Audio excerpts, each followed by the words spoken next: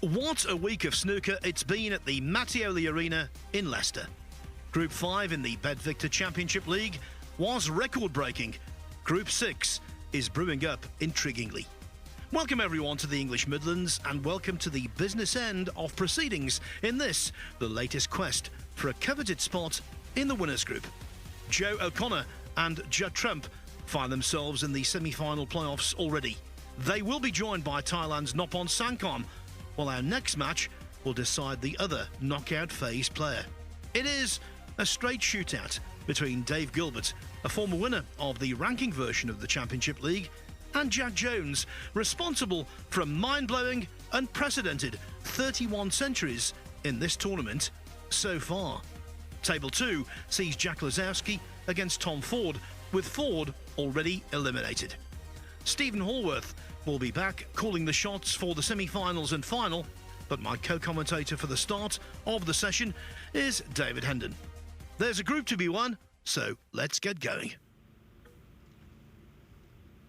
Now here, the first frame. There is slightly more pressure on Jack Jones. Yes, he's looking for a playoff place tonight, but he's not yet secured 5th in the table and therefore participation in Group 7 tomorrow. Now that is the minimum for Dave Gilbert. He's okay in that regard. If he loses this match, he will be 5th. So he knows he's going to be coming back in some capacity. Whereas if Jack Lazowski were to beat Tom Ford and Jack Jones lose this match, Jones might be out. I think that covers it, Dave. Yeah, it's in his hands in as much as if he wins the match, Jones, you know, he can't be relegated. That's the bottom line. In fact, he would go above Gilbert, obviously having beaten him.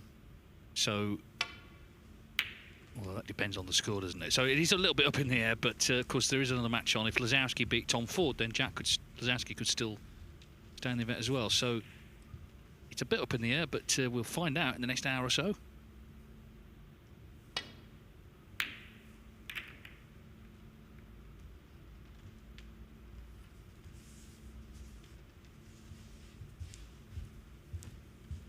In his first match, Dave Gilbert made a century but lost 3-1 to Noppon Saengkham.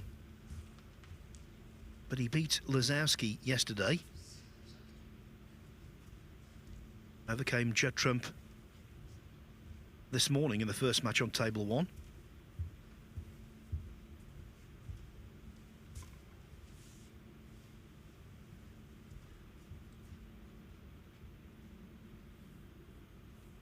Actually beat Judd Trump last night, didn't he? 3-1. And today,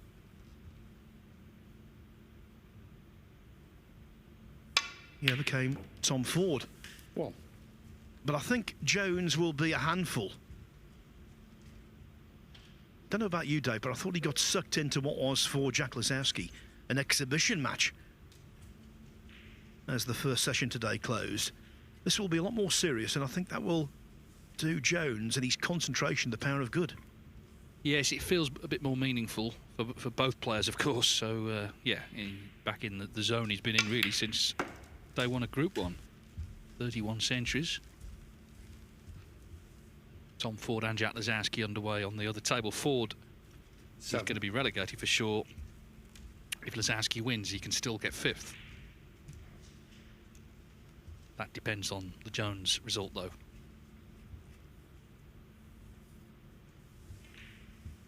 Yes, for Jones, it's about winning the match, of course. That's the chief priority. But the number of frames he wins might come into the equation as well. Jack Jones.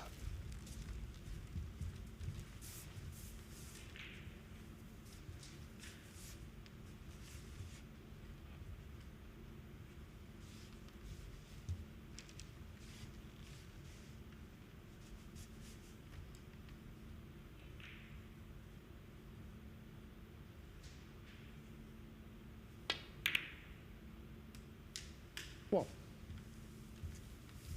We've had players over the years take part in all of the first 7 regulation groups in an Invitation Championship League. But doing that requires lots. Skill, of course, Maybe a little bit of luck at the right time. Endurance, mental stamina. I just get the feeling with Jack Jones, mentally, he might be feeling it.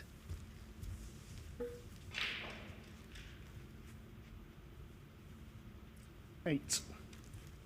Well, I guess, as you could say, he's entitled to. I mean, this is his 45th match in the Championship League. I know they're short matches, but still a lot of intensity required.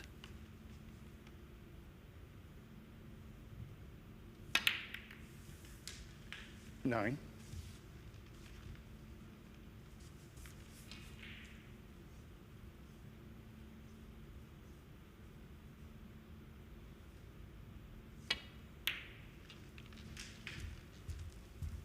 Yes, and in terms of pressure, I think the fact that Gilbert knows at worst he will finish fifth, 60.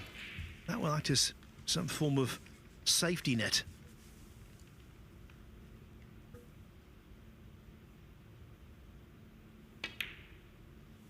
$17.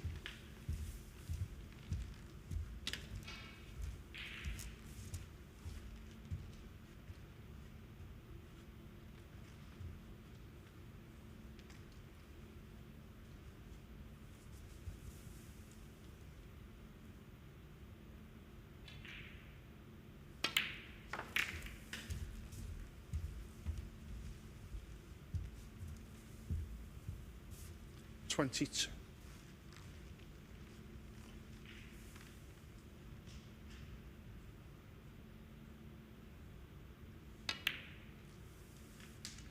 $23.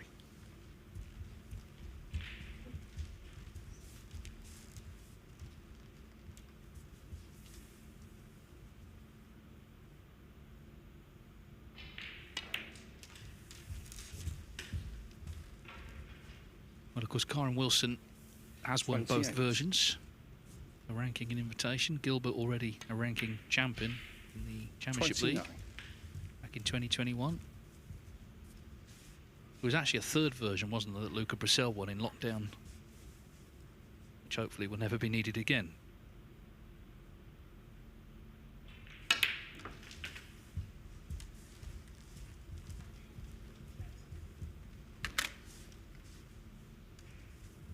$36. Gilbert has won 3 of their 4 previous meetings.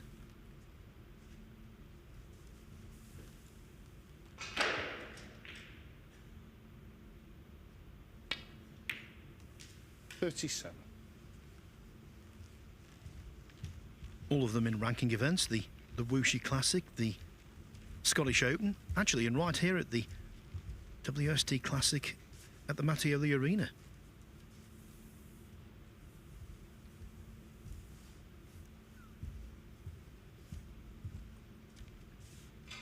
Actually, the last time they played in the Scottish Open, it went down to the final black, Gilbert winning 4-3.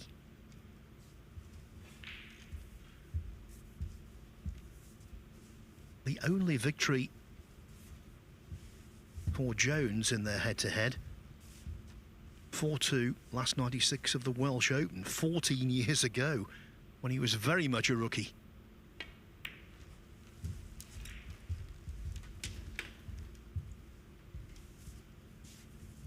$42.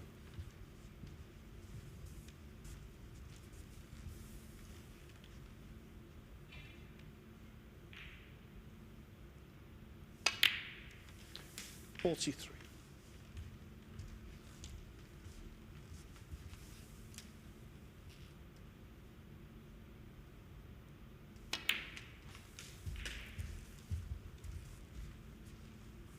Got to be honest, the way Gilbert started off 48. yesterday,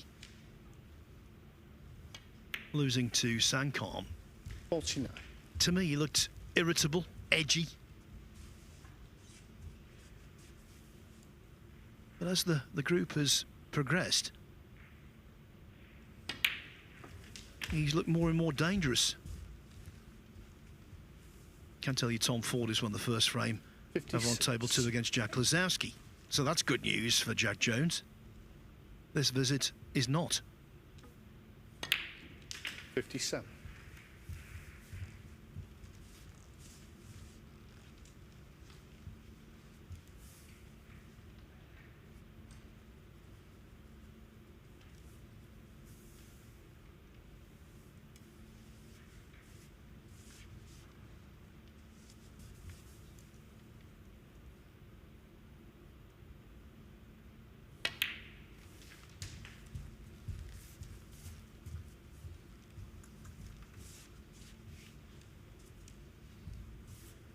64.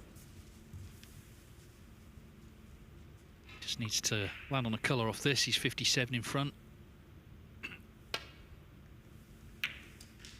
65. Well, of course the yellow, and he still needs a red actually.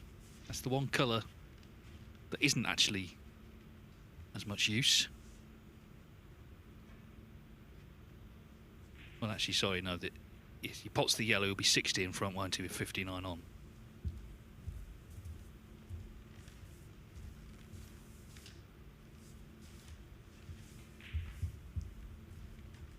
But we'd still like another red because it's only one snooker required.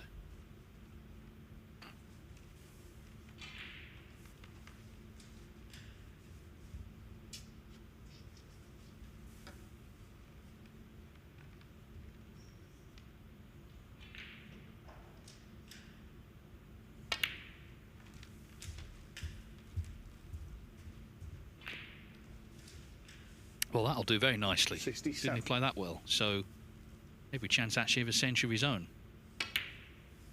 68. And very often we've seen not the player who has topped the league or necessarily impressed the most in the league going on to win it. I mean, Matt Selt was in that position in the last group, Groups 5. And it's happened in previous groups as well. So Joe O'Connor obviously is going to be top 6 out of 6, but we'll see when we get to the knockout later tonight. 76. Yes, and Dave Gilbert has contributed to another high-quality group, chasing his 4th century here.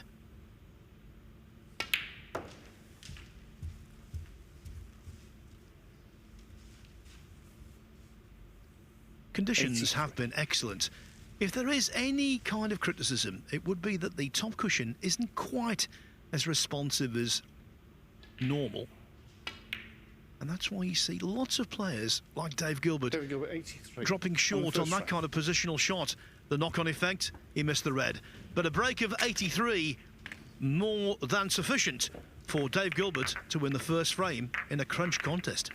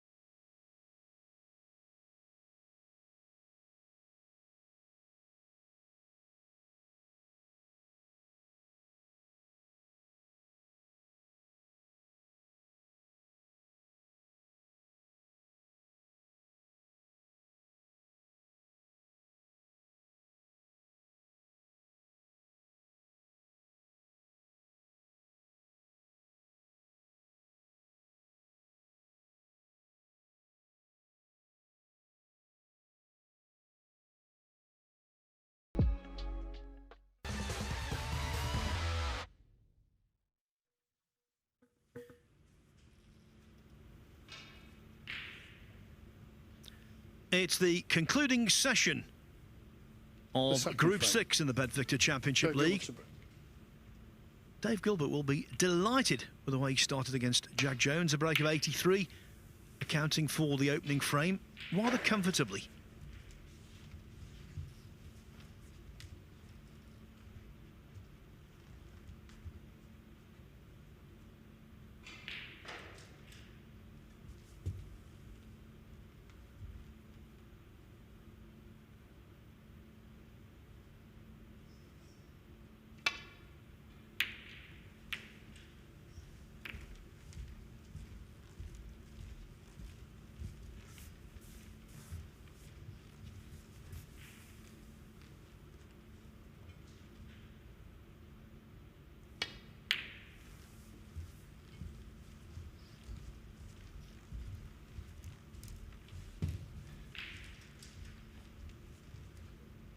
It was a long meal break and all sorts of chat was had, and one of the things that came up was a new nickname for Jack Jones, the Centurion.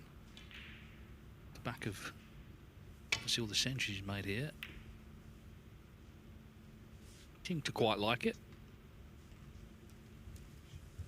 Yeah, I think it fits like a glove. Of course, had he had that nickname this time last year, the World Final would have been the Warrior against the Centurion. Oh, hang on. No, he's okay. Pink stays out. Well, it's lightning fast stuff on the other table. Both players crash bang wallop. Tom Ford leads Jack Lisowski 2-0. So again, further good news for Jack Jones. Well, fans of 6. tight considered safety play, I suspect, have turned that match off because there's been none. I mean, Ford's out. I guess he wants to get home, but Lisowski's not. He could still get 5th. Going to have to win 3-2 now to stand a chance of that.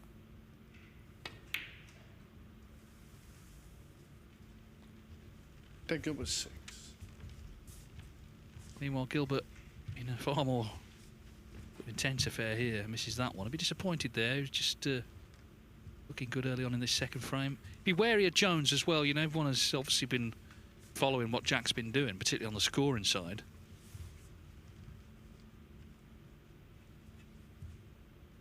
Yes, and to qualify for the semi-finals, Gilbert only needs to win one more frame from here.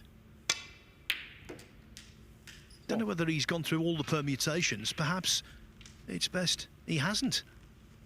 Well, it can drive you mad, that, can't you? And also, you know, you kind of think you've got it right, and then you're trying to remember, now, was it 1 frame out to win or 2? So best just to try and win, I think.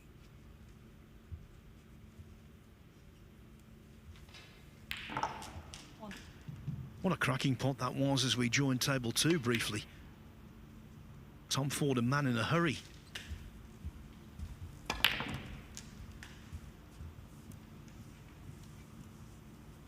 So if Ford wins this frame, Jones will be safe in the tournament going forward at least.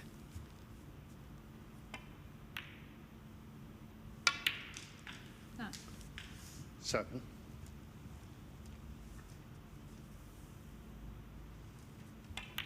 Two nights ago, pretty much around this time, the fate of Joe O'Connor was unknown in Group 5.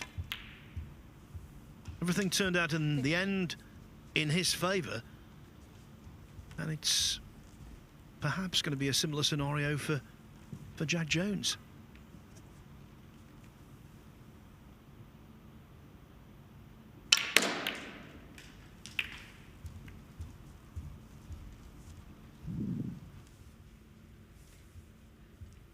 Well, it was a superb effort, wasn't it, to get into the reds. He'll have one with the rest here.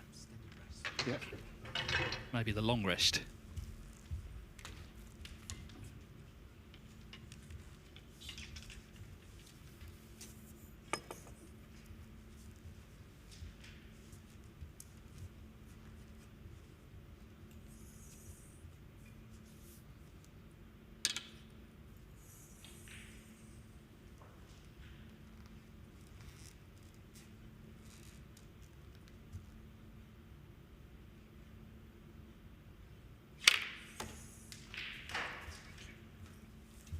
Yeah, and in potting it was able to open more up. 13.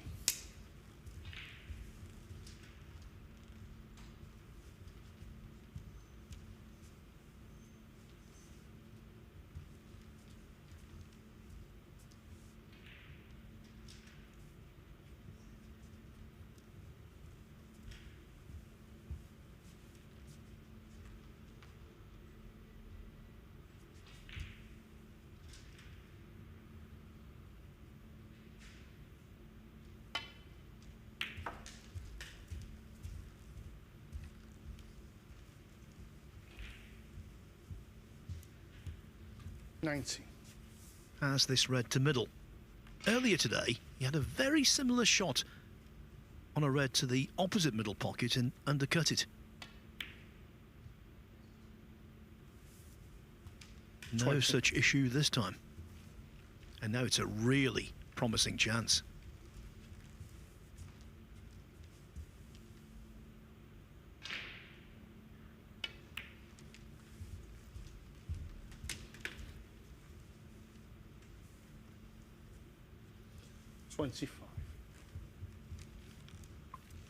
Yeah, I mean, whatever his centuries tally ends at, and of course it could be a lot more if he gets in the next group, it's going to be very hard for anyone to beat it. So, I hope that he's proud of the record, because it's been so impressive from Group 1. Remember, he was in the first 4 finals. Day after day. And spare a thought for his partner, by the way, who's heavily pregnant. He's having to sit upstairs and kind of wonder when they're allowed to go back home.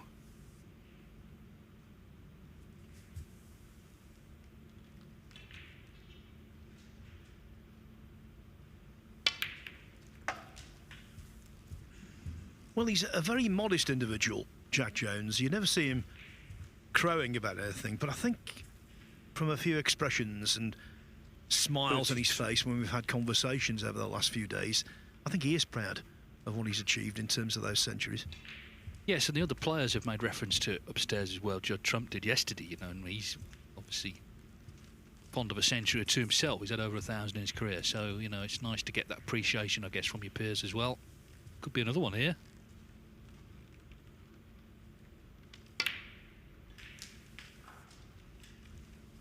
Well, I think he's about to receive some very good news from the other table. Tom Ford, bang in, balls wide open, just connecting the dots to win 3-0, it seems, against Jack Lazowski. And if that's the case, Jack Jones will live to fight another day in the Championship League, whether it's by winning this group and going into the winners group, or coming back tomorrow for Group 7.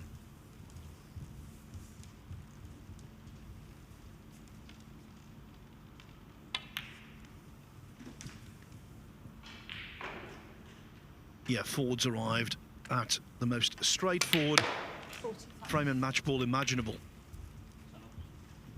46 frame and the match. Tom Ford. Tom Ford looks at Jack Lazowski and he pots it and says, is that enough? So he conceded on Jack's behalf while he's at the table. That's the hurry Ford was in. So Lazowski and Ford are the two players eliminated from the tournament, 1 point each. 49. Lazowski finishes in 6th in the group, Ford in 7th.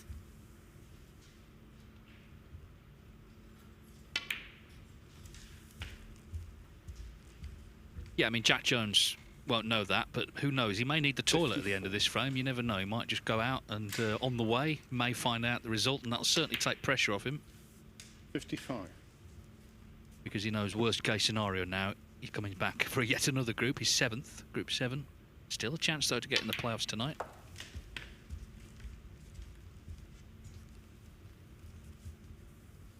$62. 63. That match, by the way, between Ford and Lazowski lasted 20 minutes. So it wasn't the most intense affair we've seen here. 69. 70.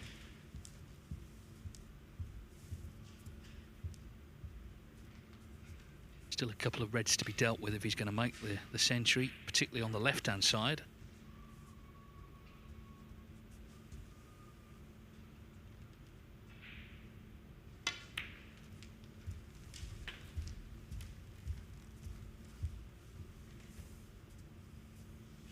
$75.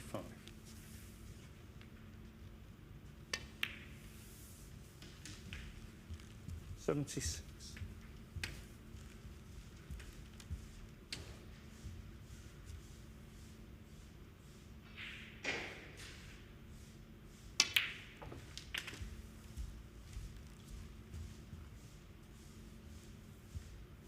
with the cue ball coming away from the cushion.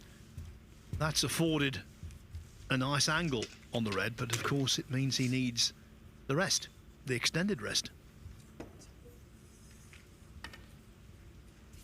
I think he'll need an extended rest when this championship leaves over. But anyway, certainly going to Germany, match fit, isn't he, next week? Let's see if he can knock this in. Ooh, well, I didn't look in, but there we go. And can he now bring this last red out? This looked wide.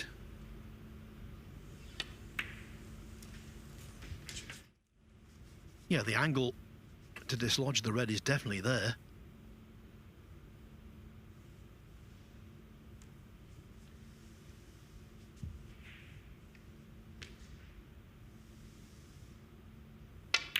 I think he was a little concerned how he was going to hit the red, so 91. content on playing the double.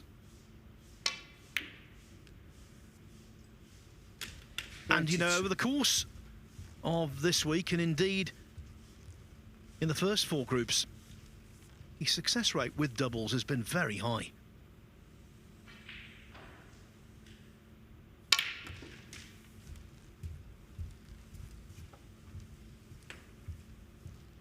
The Centurion strikes again. 99.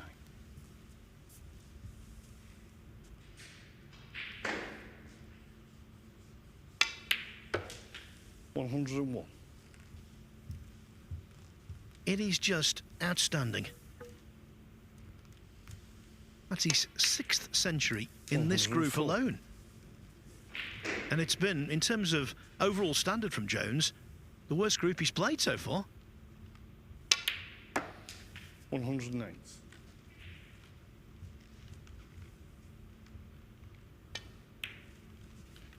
$113. Stretching out the record to 32 centuries in the tournament. 119. And of course he now knows, well, perhaps he doesn't know, but he will have at least 6 more matches. 126 on the frame, Jack Jones. 126, the clearance from Jack Jones. Good reply to Dave Gilbert's opening to the match. It is 1-1.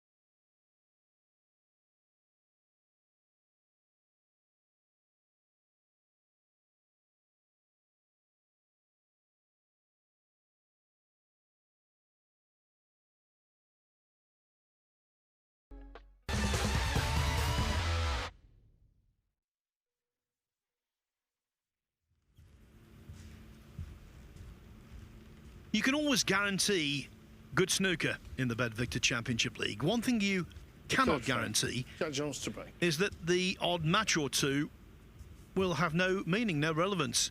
Well, that's not the case in this group. Everyone has. And the last round-robin contest has plenty of relevance, plenty of importance.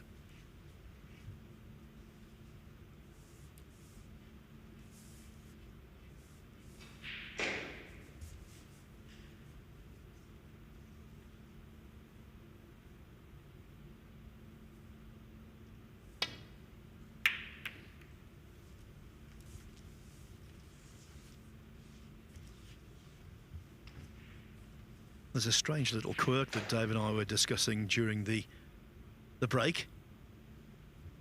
If Dave Gilbert does win this match, his reward will be a semi-final against Judd Trump.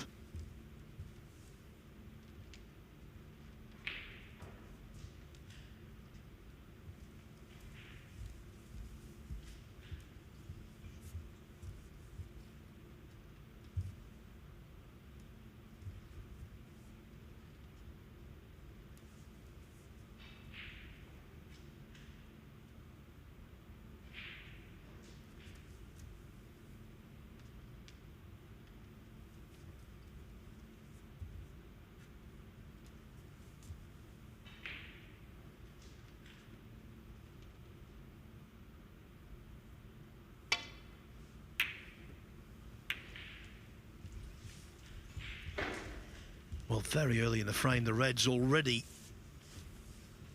opened up entirely, Dave. I mean, they couldn't be more open, really, could they? So Gilbert is sort of plotting a course here.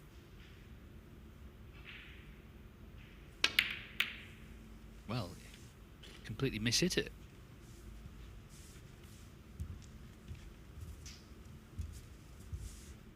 It was unexpected.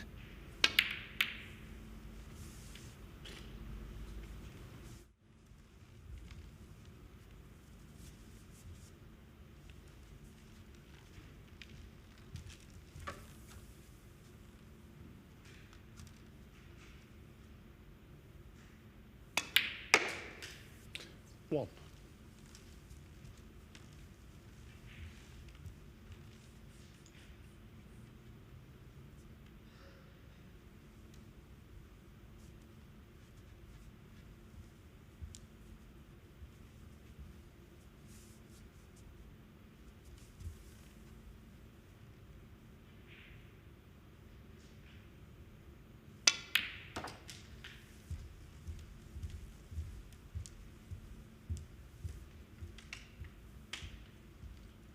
Four.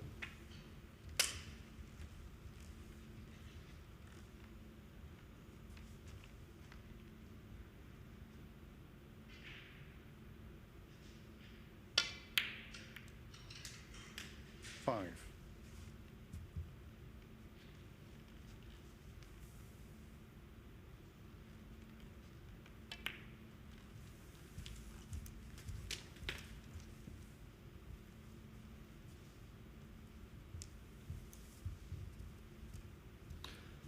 Twelve.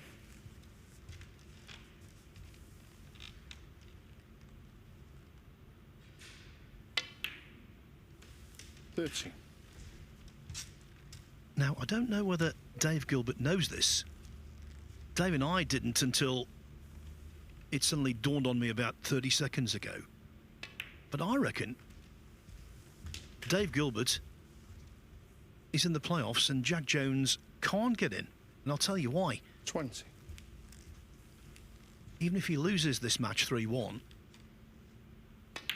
Gilbert's frames won will be 20. 11, frames lost will be 11. The best Jones can do from here is to win 3-1. So his frames won would be also 11, but his frames lost would be 12. And the best he can do is get to 3 points, same as Gilbert, but Gilbert would supersede him in terms of frame difference.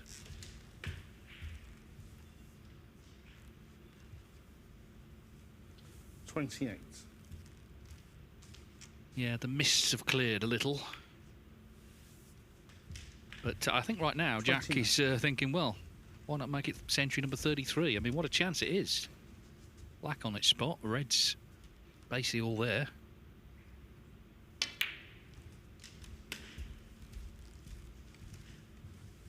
Yes, and of course a Gilbert victory would affect who plays who in the semis. 36.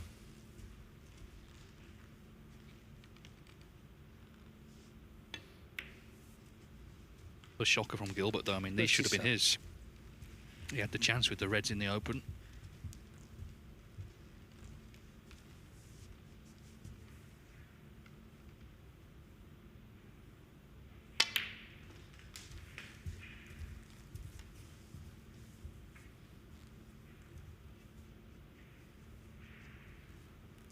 44.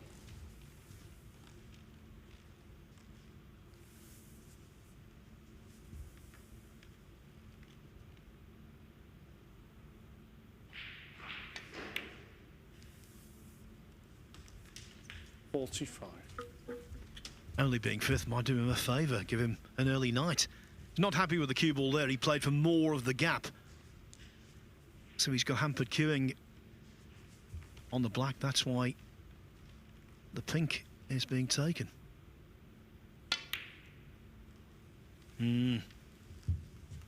Jack Jones, 45. Yeah, just a positional error, as you say, made that a little more complicated.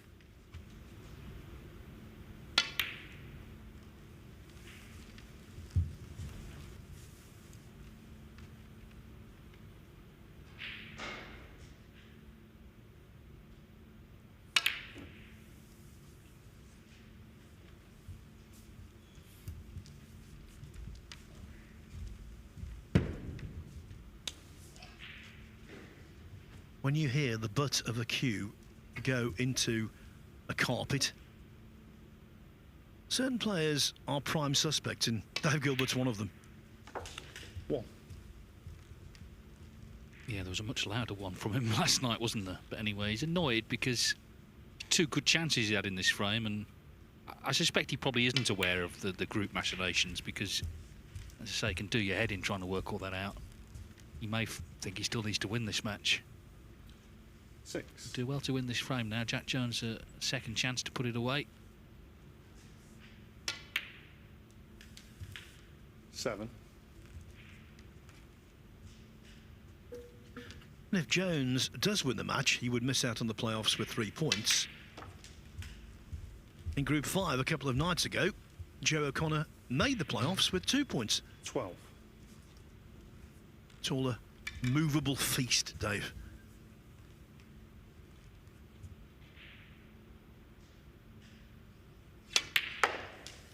Thanks.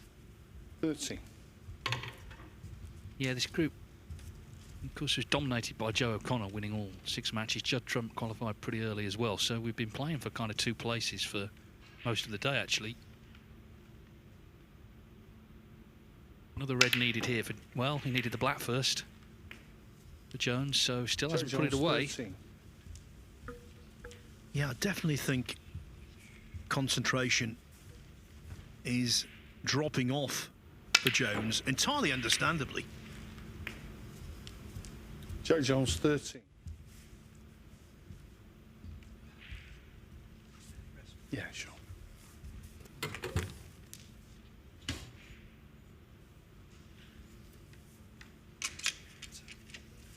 No reason why Gilbert can't clear here. 58 adrift. 5 reds left, so 67 on. Doesn't have to zone in on a particular colour. And there's nothing awkward.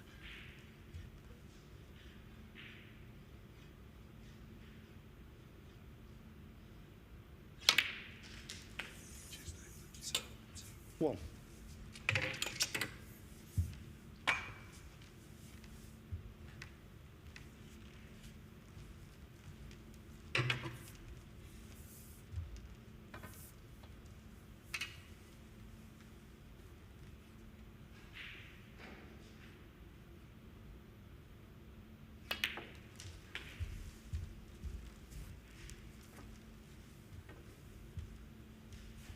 Eight.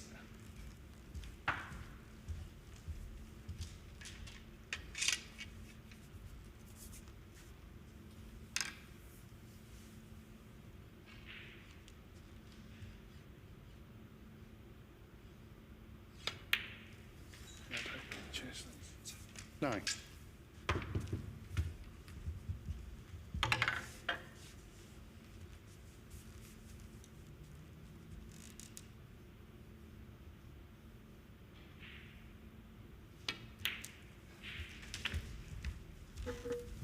You can see the pattern he's going to take here. This red, then the one 60. in mid-table. The last red that's in bulk will be knocked in. 17. Maybe pop the pink from that, drop on the yellow, and hey presto.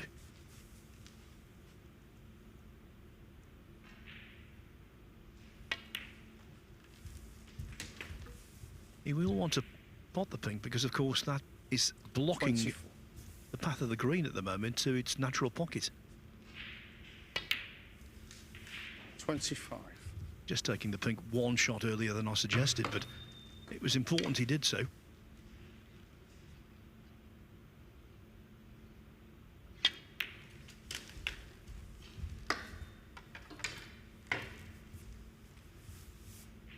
And now has the 30. luxury of being able to pot any colour after this last red.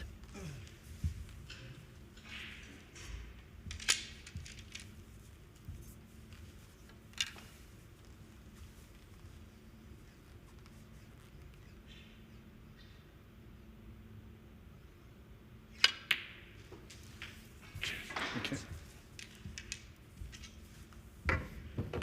32.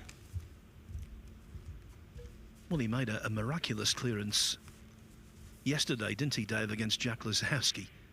This, you'd never call miraculous, it's more meticulous. Bear in mind, he banged his cue at one point. He thought he'd thrown away twice. But Jack Jones unable to maybe keep up that intensity needed to put it away. 37.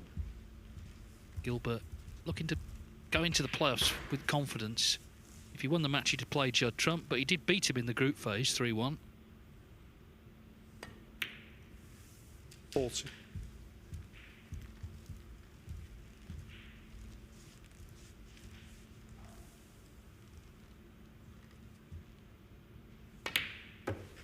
$44.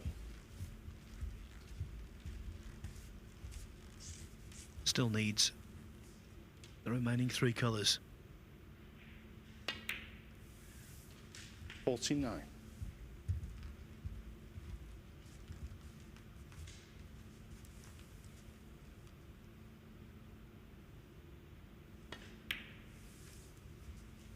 $55. It looks like being a frame squandered by Jack Jones. 62 on the frame. Dave Gilbert. From 58-0 adrift, David Gilbert makes a 62 clearance to snatch the frame on the black and regain the lead at 2-1.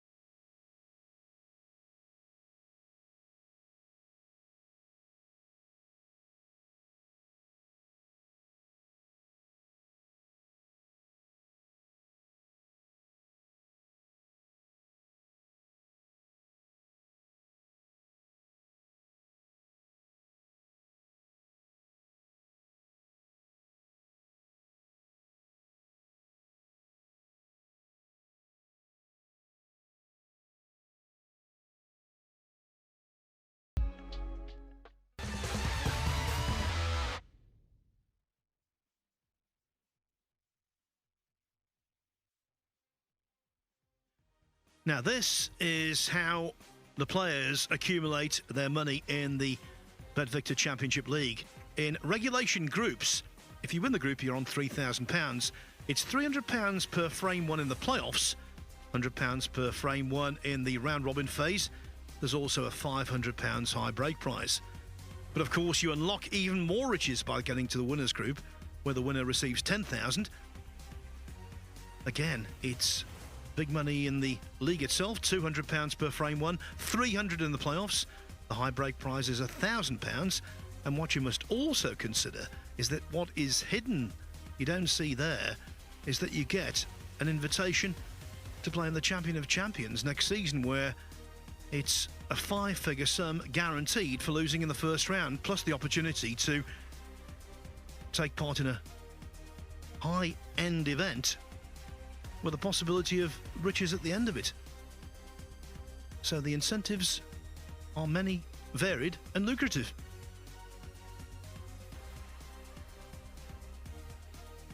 So far through to the winners group, we've got Hossein Vafai, Sijia Wee, Corin Wilson, Mark Selby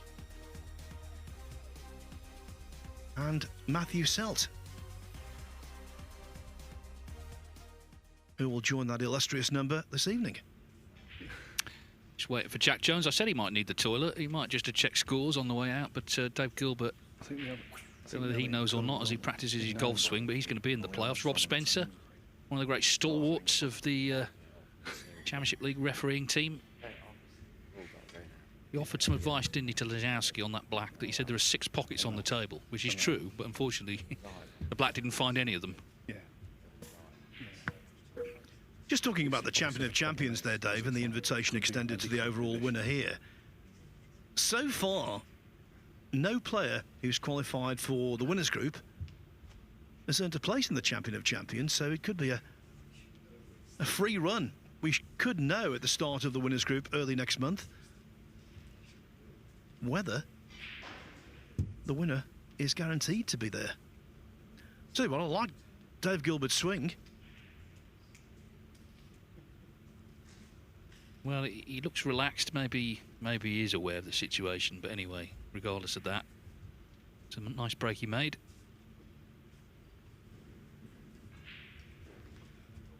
Course Group 7 starts tomorrow. Jack Jones will be there, together with 3 new entries: Zhou Yulong, Zhou Guodong and Fan Zhengyi. The 4th frame. Dave Gilbert's break. The other 3 players in the Group 7 will be tonight's 2 losing semi-finalist and the losing finalist.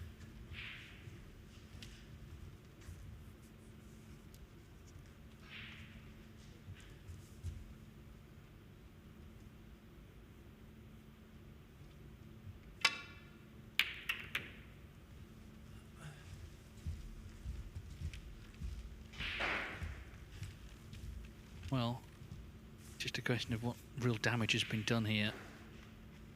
There is, I think, a red that does pop to right corner. He may feel it's not worth the risk in terms of getting on a red. He's looking at this one, a sort of shot to nothing. Chance at the black if the red goes in the yellow pocket. Oh, it's floating. Look at that shot. And he didn't exactly sort of hold back with position either. So Gilbert in immediately.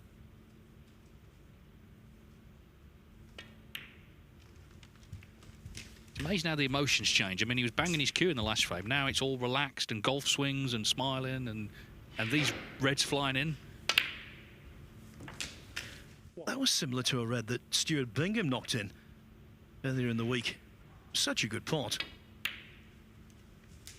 Now, bear in mind that Dave Gilbert does have previous when it comes to making a 147 in the Championship League. His 147 was the 147th ever recorded in pro snooker.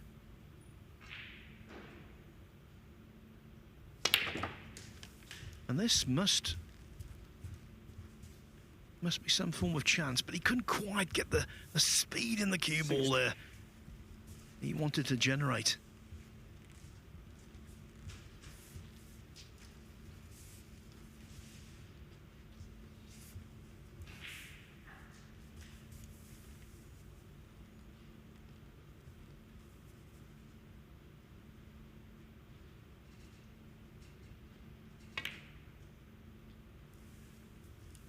So we can forget the 147. But of course the high break in the group is so far 140.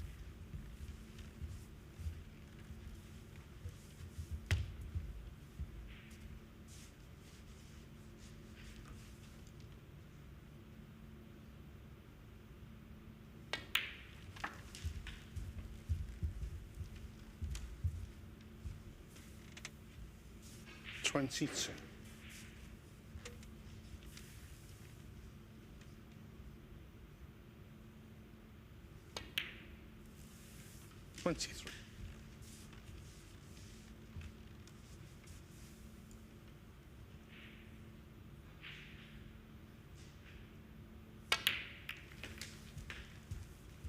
And this is the calling card of Dave Gilbert. Heavy scoring, 30. cue ball manipulation in this area of the table.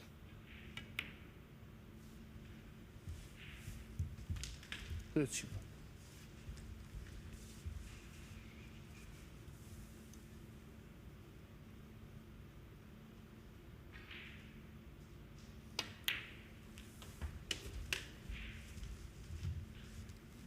he calls himself the Angry Farmer, but 38. maybe he needs a backup nickname when he's feeling sort of chipper. 39. The less angry farmer. Well, that would certainly work, yes.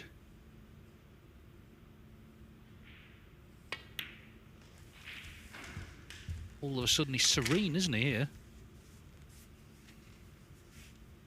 So if he can win this frame, it means the semi-finals will be Joe O'Connor against Noppon Saengkham and Judd Trump against Dave Gilbert. O'Connor, Saengkham on this table. 47. Can Joe O'Connor keep it going? You know, we've seen so many instances, in fact, every group so far, where the person who's finished top has not gone on to win the playoffs. Can he buck that trend? Obviously, Trump has to start favourite just because he's Trump. But remember, Joe O'Connor's only lost 2 frames. He's won 18, lost 2. Incredible. 55. Yeah, so a few more balls potted here.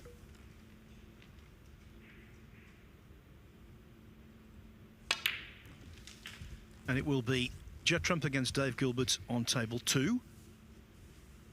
62. Joe O'Connor against Noppon Saengkham here on table 1. 63. He needs the black and one more red.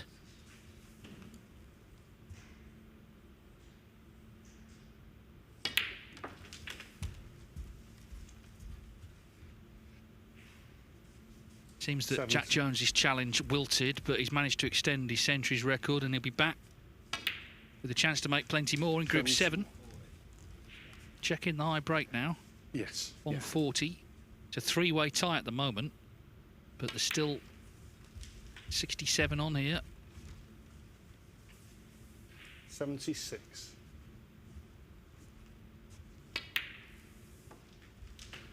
77. Good performance this. Gilbert started with an 83 break in the first frame. Jones responded with a big century. But then the crux of the match. Frame 3 from 58-0 down. Gilbert cleared with 66. 85. And he's left his biggest break of the match until last. Just coming round to see the red on the right-hand side pots to this left corner, which obviously makes it easier to keep things going. Decided it does. So there's now 51 left. 90. So if he's going to beat the high break, he's got to get on the black here.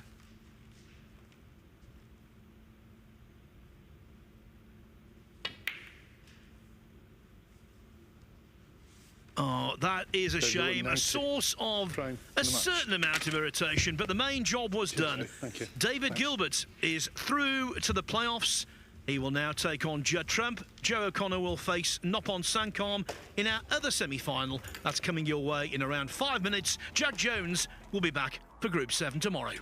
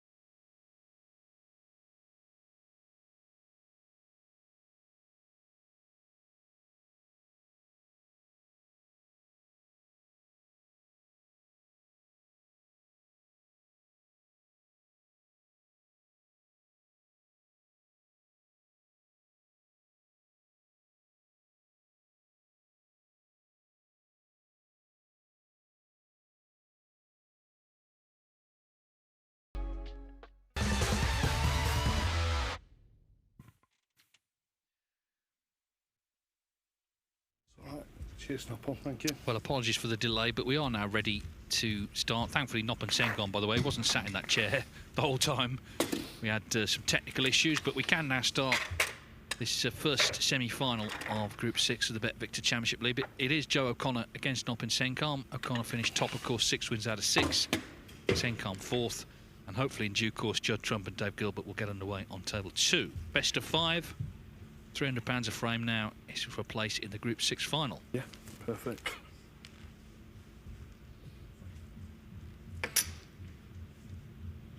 Rob Spencer, the referee. Heads it is. Your choice, Noppal. You're going to break. Yeah, I'll do that now. Don't worry. Noppal Saengkham has elected to break.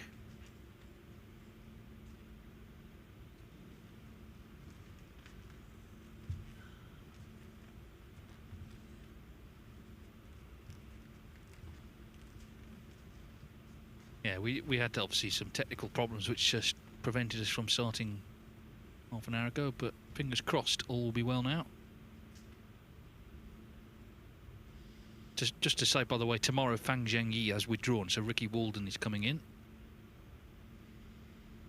And also we should congratulate Leon Crowley, Stephen, the young lad from Ireland who's won the WSF Junior title, so he'll be on the World Snooker Tour next year, being the ranking event version of this. Okay, thanks for that. Have a good match, John. Yeah, absolutely. Huge congratulations to him beating the first Kaelan Patel of Leicester. Noppal Saengkham to break. 2-year tour card to look forward to, but we've got 2 semi-finals to look forward to here, finally underway.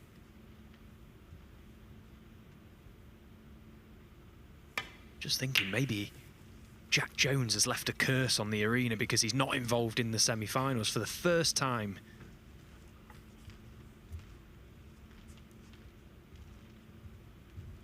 Well, it wasn't ideal. I mean, obviously Noppal has had a long time to wait because he wasn't involved in the earlier matches. Actually, Joe O'Connor wasn't either, was he, in this session? So they've both been hanging around for a while. But anyway, we're underway now.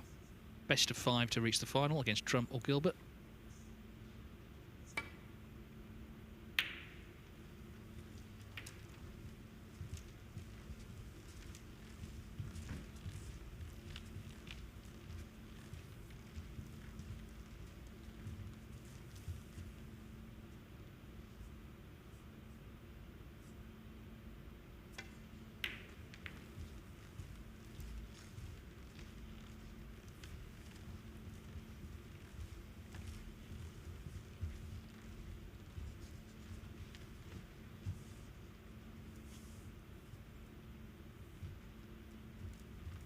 You can certainly sense the difference when these playoffs come around. It's all been, you know, pretty relaxed, pretty fun up until now, but this is really serious business for the players. Oh, he's had a little glance off the red, and he's been very fortunate there, Joe. That cue ball was running dangerously close.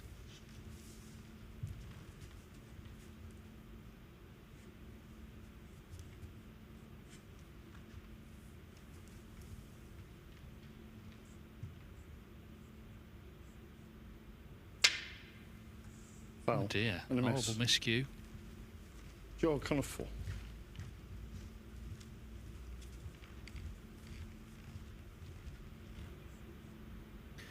Yeah, and it could have been left a lot worse than this, although Joe does have the red down the left side available into the left corner pocket. That cue ball could have finished anywhere, really. But it's a chance.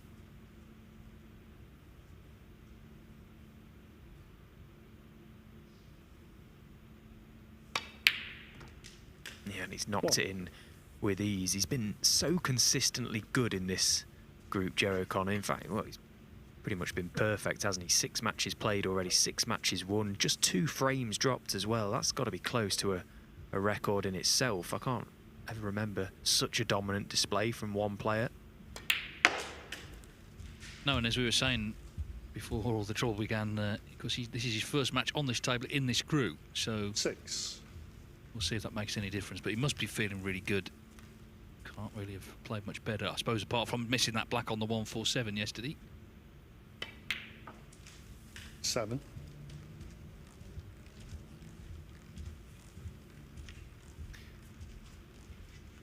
I'd like to go into the pack here, Joe, but the pink is quite a way away from the top of the reds.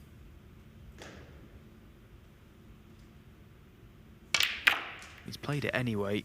He had to catch that pink so full. He caught enough of it. He's been unfortunate, really, not 12. to land nicer.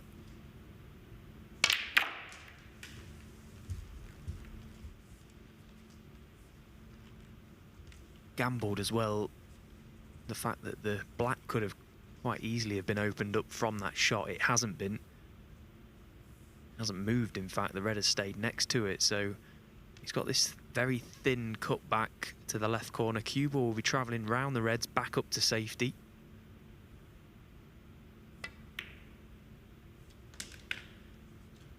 $13.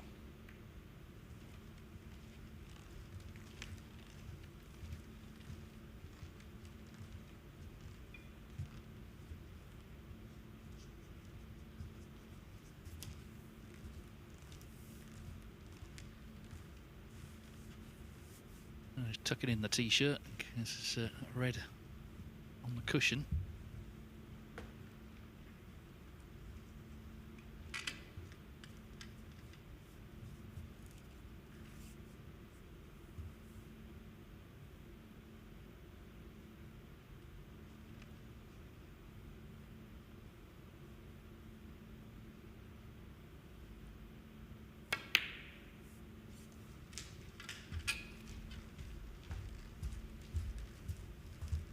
He's a very good long bridge player, Joe O'Connor. Look at the amount of cue overhanging the hand there. He's not the tallest of lads, but he's very, very effective. He's probably had to play that type of shot so many times throughout his playing career. As I say, knocked it in with ease. There's not many players that would feel confident over having that much overhang. 90.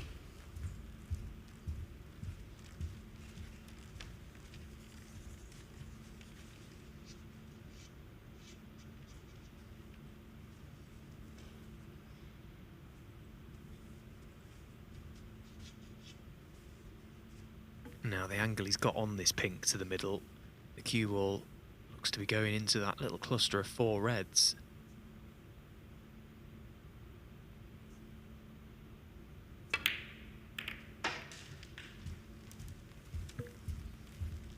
Well, I think any thoughts that, you know, he might maybe struggle on table 1 has been completely dispelled in the first few minutes of this match. He's just 20. carrying on, really, from where he left off on 25. table 2. Just noticed something on that red.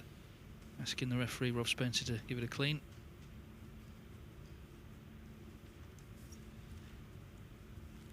Joe O'Connor is one of the players on tour, and there's many of them now who, you know, he's very invested in physical fitness. He does martial arts, and he likes to start the day with a sort of physical activity before practicing.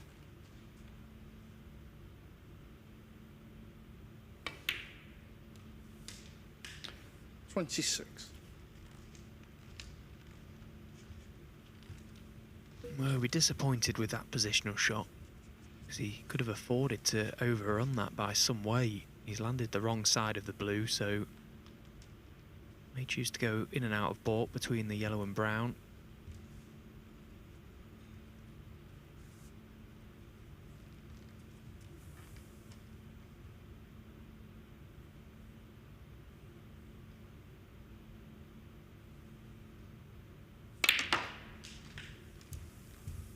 Well, he's gone the other way with the right-hand side, and it's a great line. What a shot that is from Joe.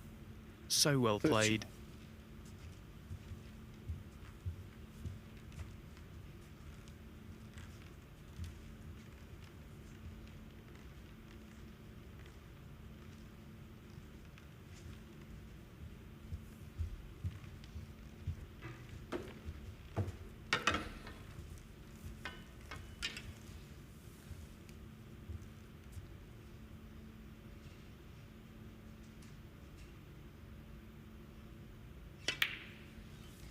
Cheers, John.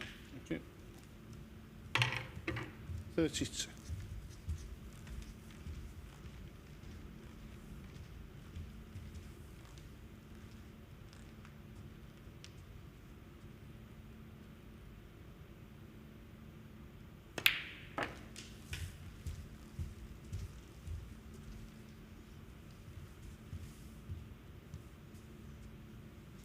38.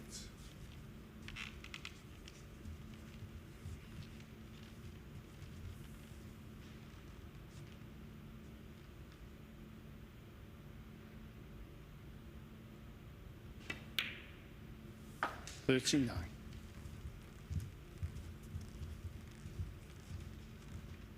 Well, the two reds just above the black, they will both pot into this right corner pocket.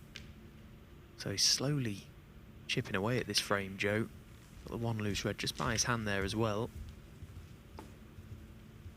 By the time these three are cleared with high value colours, 45. he'll be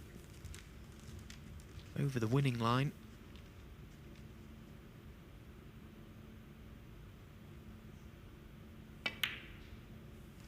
He's taken these very well, actually, from the miscue of Nopon.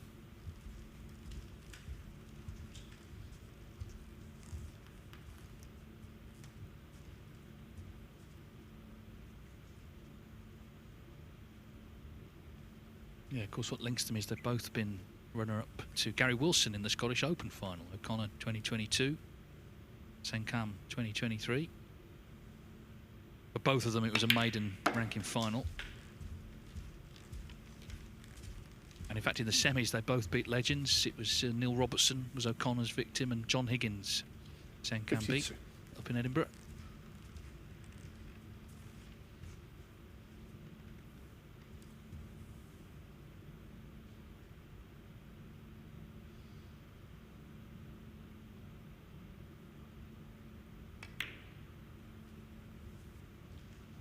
$53.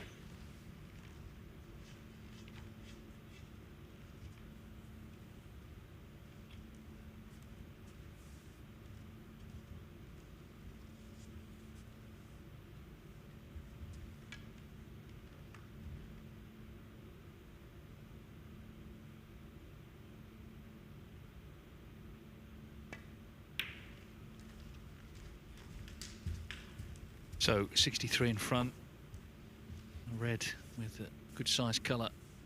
59. And Mop and Saengkham needs a snooker, and it certainly was a pretty significant miscue.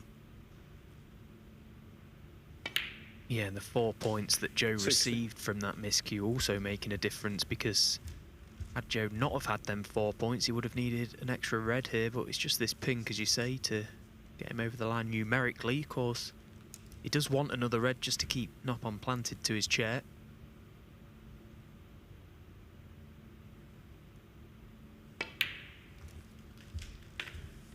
Yeah, that's very well played. He had the natural angle to just top that through, but executed it to perfection. 66. Joe O'Connor motoring on from the group stages. Yeah, just looking completely focused and very much justifying his status as the top seed coming into the semi-finals. 67.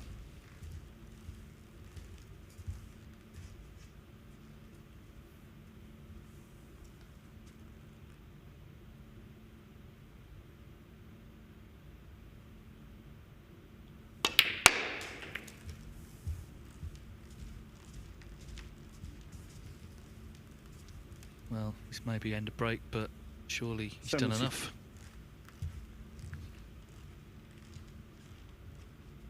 $77 in front with 59 on. Can't see Saengkham playing on.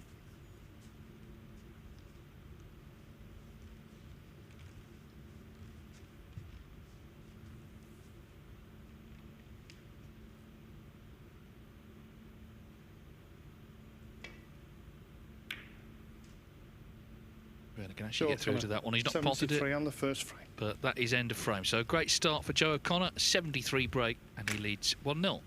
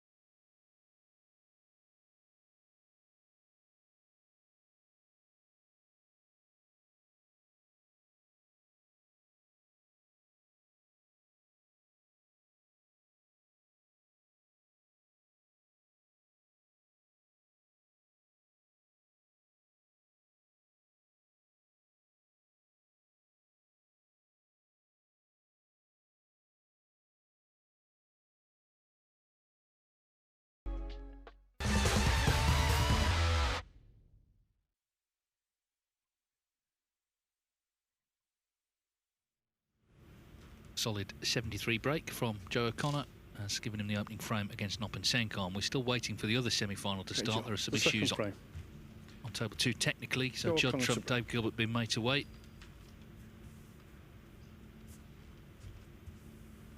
As with these two, but you wouldn't have known it from the way O'Connor kicked off there.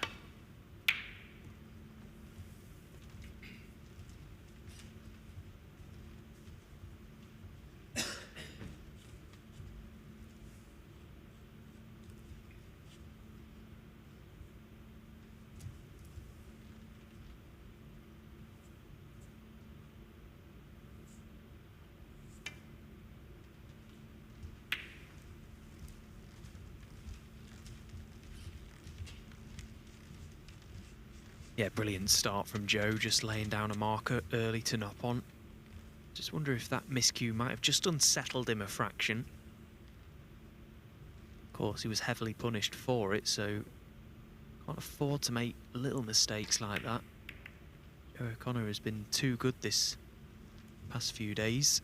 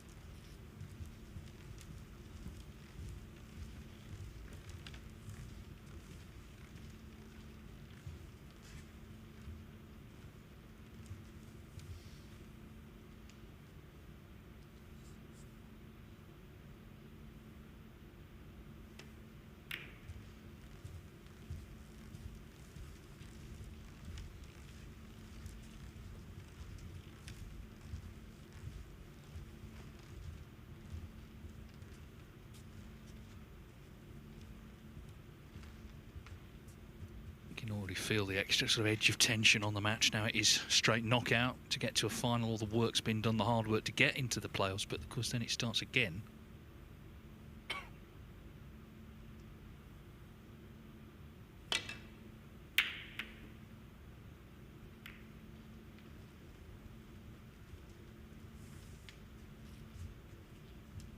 Well, just a little short on the safety. Now, Noppin Saengkham was knocking in long balls earlier, but the Reds, where they are, if he were to falter, he could easily leave O'Connor nicely in. So it's quite a big shot, this red, I think.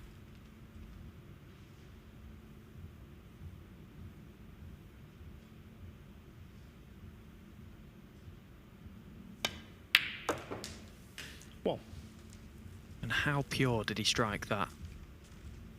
That, for me, is a Noppon Saengkham classic. Hand on table. He's so drilled with that type of shot. Just really, really fancy him to knock them in all day long. But as you say, there was pressure on it. Couldn't have cued it any better. That was a brilliant shot.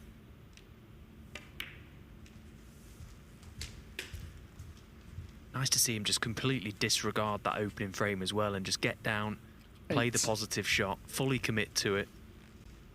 Sign of a player that's thinking very well.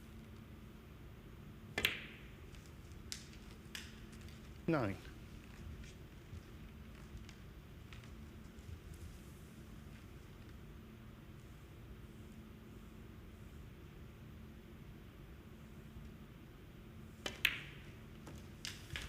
It's funny actually, I was just hitting a few balls myself on the practice table just before the start of these semi-finals, and 60. Noppon was on the table next to me and he was doing a few routines where he had no other colours on the table. It was just reds and blacks, and well, look at this for a chance to keep himself on the black.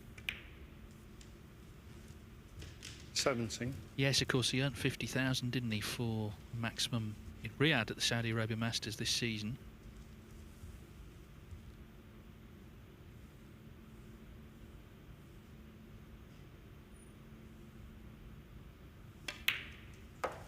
Yeah, it was remarkable, that, wasn't it?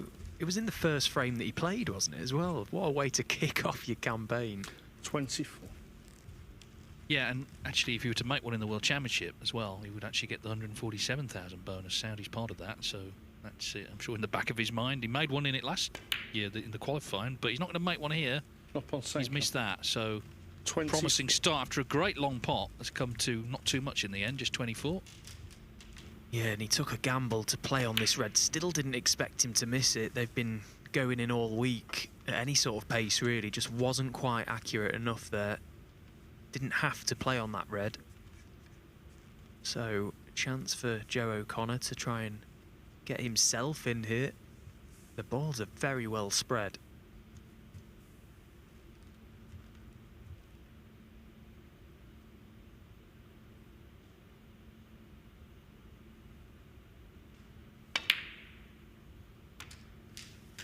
And he's absolutely middled it once again. Didn't touch the sides. This is a player that is feeling very, very confident at the moment. And I'm not surprised, because look at the names that were in this group, the players that were involved, and to go unbeaten, that is, you know, some performance, really.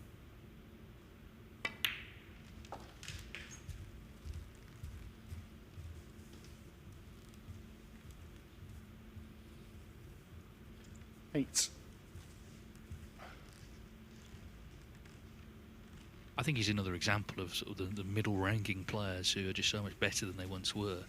He's 37 in the world. He took a little slip backwards because those points I mentioned for the Scottish Open final run 2 seasons ago did come off just before Christmas, so that explains why he's just fallen back a little bit.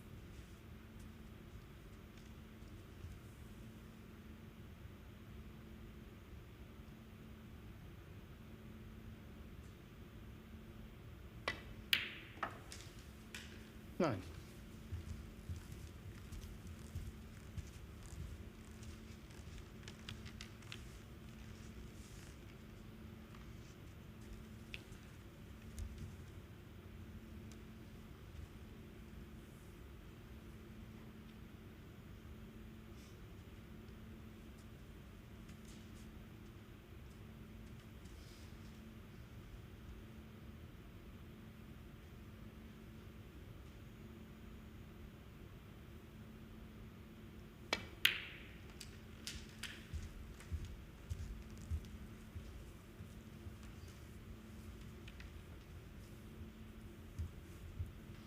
Twelve.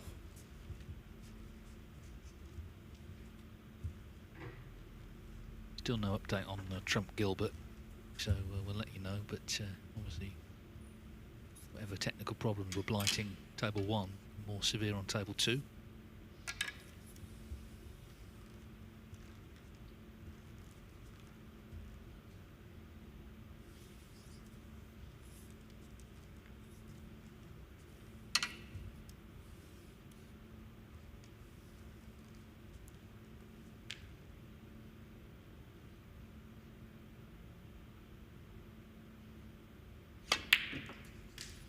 Cheers, Joe. Thanks.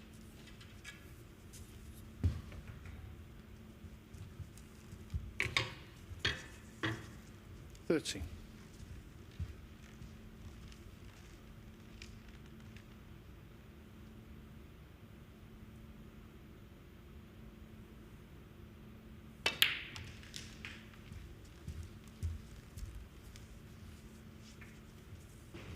He's such a steady player, Joe O'Connor. 20. He's a great example of a player that never really gets too involved with what their opponent's doing or how the game is going. He's just someone that purely focuses on his own game, his own rhythm, his own pace around the table. You would never know what the score is or how he's playing with him either. He very rarely gives anything off. He's always been like that. Grew up with Joe on the amateur circuit. He's always been a steady player, but he's improved massively in the past couple of years.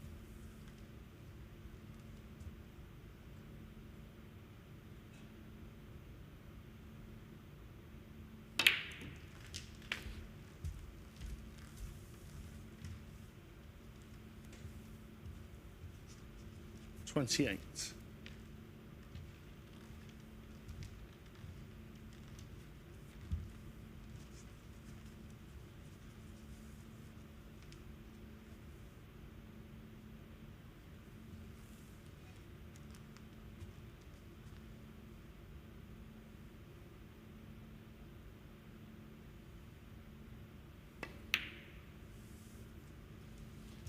$29.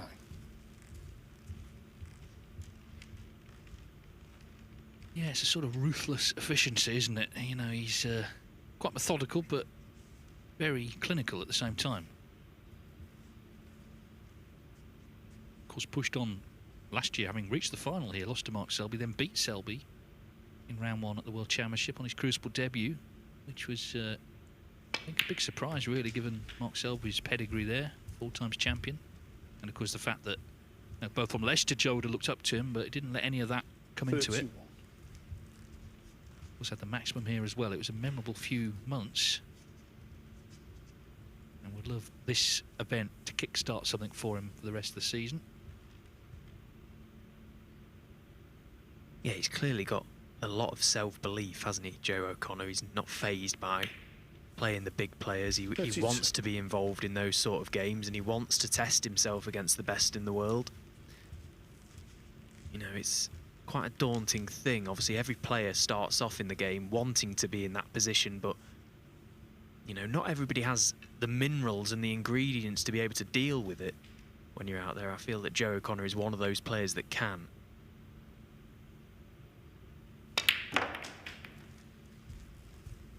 Yeah, and he's demonstrating it here. In the first frame, Noppen Saengkham miscued. In this one, he missed a red to left corner 39. on 24. He's only 15 behind here, but be concerned.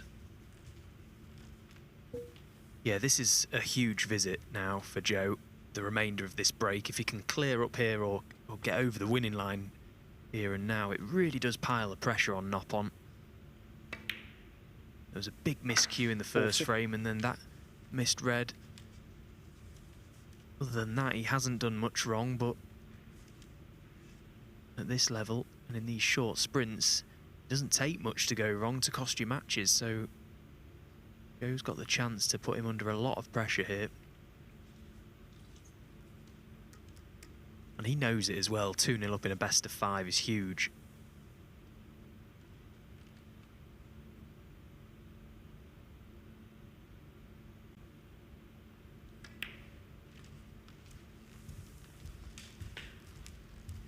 Yes, and also just the way, if he does win the frame from here, he's saying to Noppen Saengkham, I just need one chance to win these frames. It's not bits and pieces. 73 in the first. 46. Already up to 46 in the second. And something's going to have to go very seriously wrong soon to stop him leading 2-0. 47.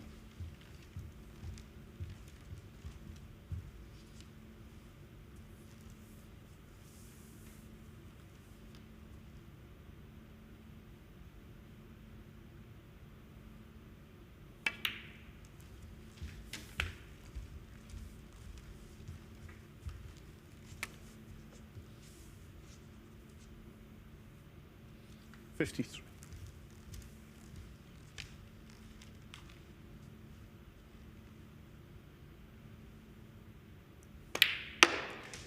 54.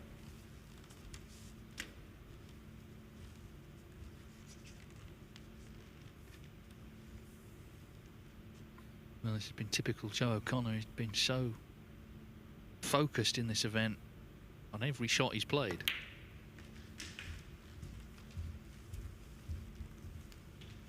That in itself is such a good attribute to have as a player, to be able to commit and play every shot with the same sort of intensity when you're at the table. He sort of, he almost plays his way into the zone, doesn't he, Joe? Just the way he plays the game. He's so intense out there. Sort of forces himself to fully concentrate on everything, which in turn can create performances like this. He just wants to pot everything on the table. Well, already a snooker needed. He just glanced at the scores, but this red surely Seals it once and for all. 69. A terrific contribution again. Really superb stuff. Chance for a century to really take full control of this semi-final.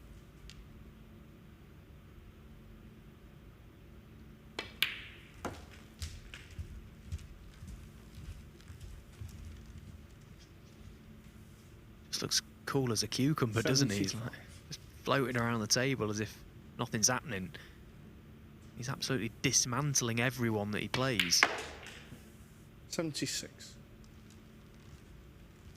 Yeah, he would have played with this frame 22 frames and lost 2 of them in this group.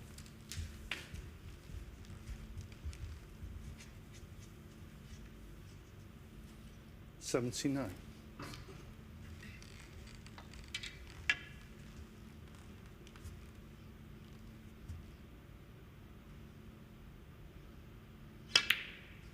$81. Cheers, John.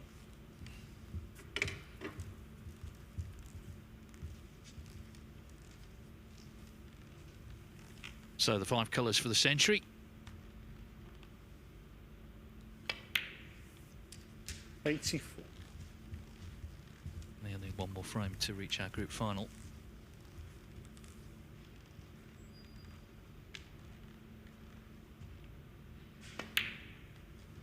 $88.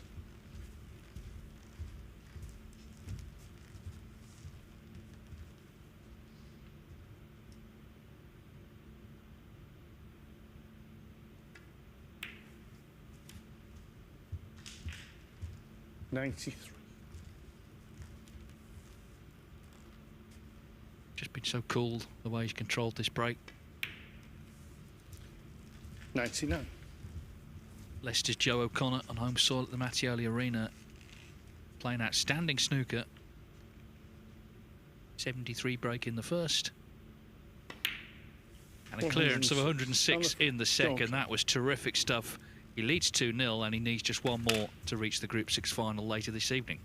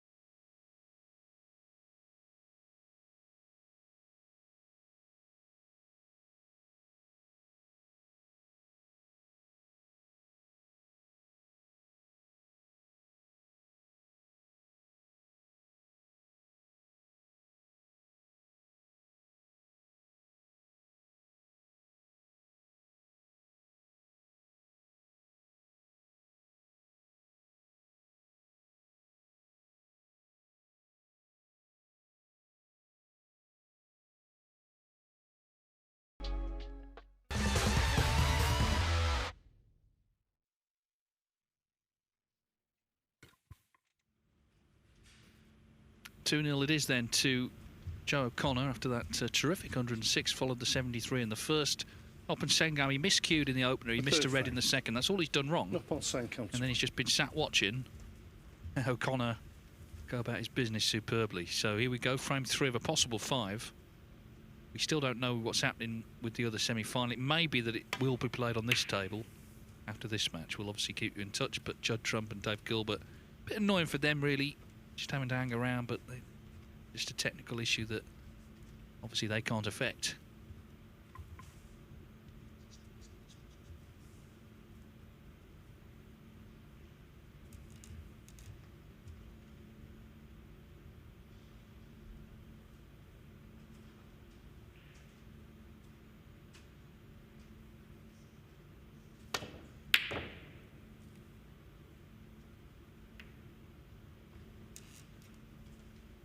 Well, he hasn't put a foot wrong in this game so far, Joe O'Connor, but that by no means a straightforward long red. Has just gone astray, so chance for Noppon. It feels like he's got to play perfect snooker here, Noppon Saengkham, and if he is going to get a chance and gets in amongst the balls, that he basically has to win the frame in one visit, because Joe O'Connor just looks ready to punish him at every given opportunity.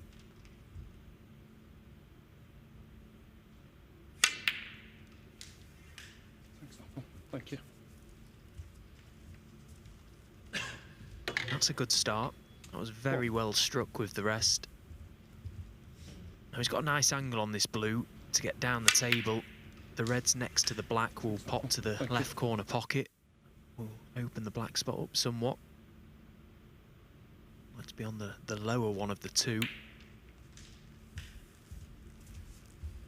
Or if he is going to get on the higher one of the two, he needs to be straight, really. 6. Won't be too happy with that positional shot, so it's going to be red to middle.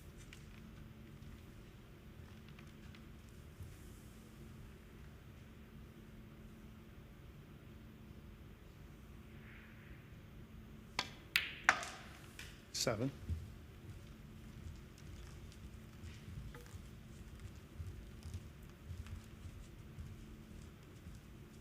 Well, let's see how far he gets this time. He was nicely in frame 2, but that one miss on the red to left corner was his last shot.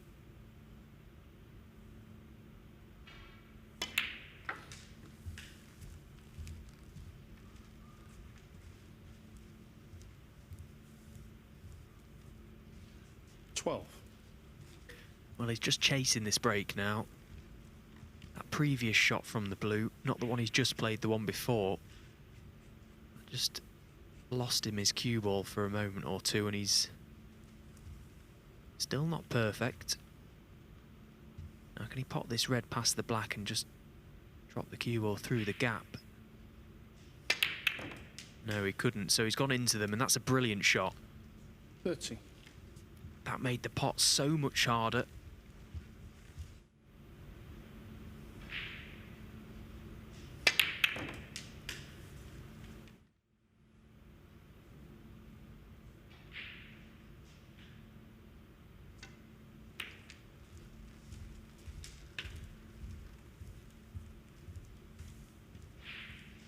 $80.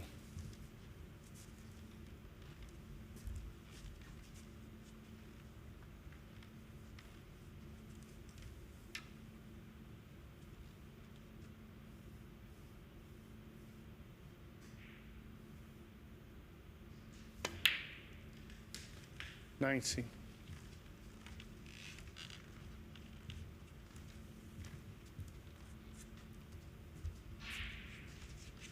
Well, he's a similar playing away to O'Connor in as much as he has this sort of studied style about him. Every shot treats with the same respect.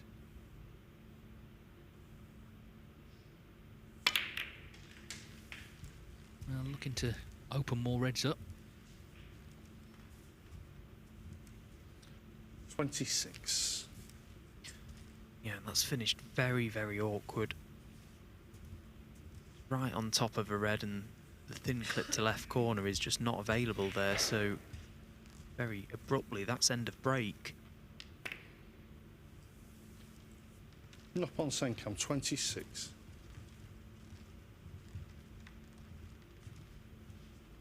Well, not a miss this time at least. It was just that he was playing a positive shot, but didn't quite come off.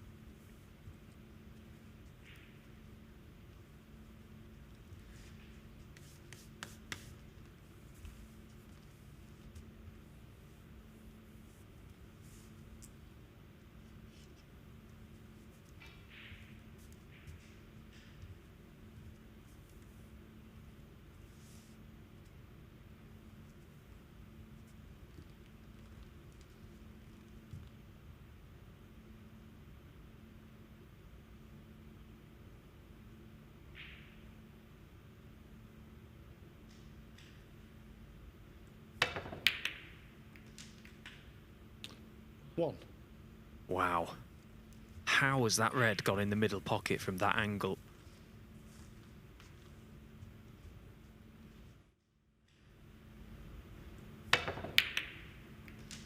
he's actually thin clipped One. the first red in. Wow, what a fluke that could be. Well, I thought the cue ball just pulled up enough there for Joe to maybe be tempted by that black to right corner, but I think he acknowledges that he's had a huge slice of fortune there and he wants to try and use his best to his advantage. Noppon's not only got to hit the reds now, he's got to not leave one for Joe.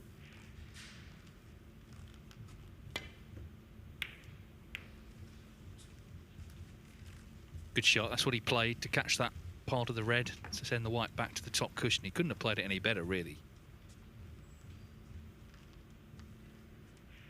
Saw Joe O'Connor just acknowledge it.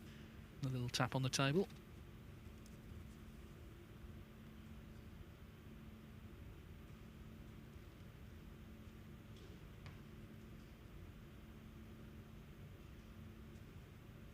Yeah, that was very, very good from Noppon.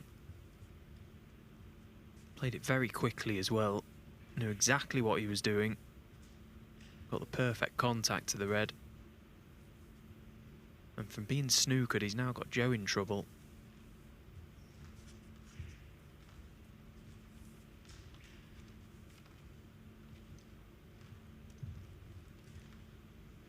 Well, this is a tough shot.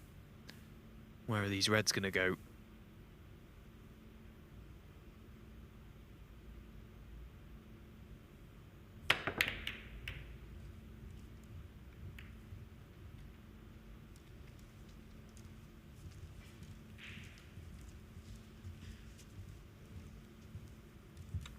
Pressure on Saengkham though, because of course at any point his next shot could be his last shot.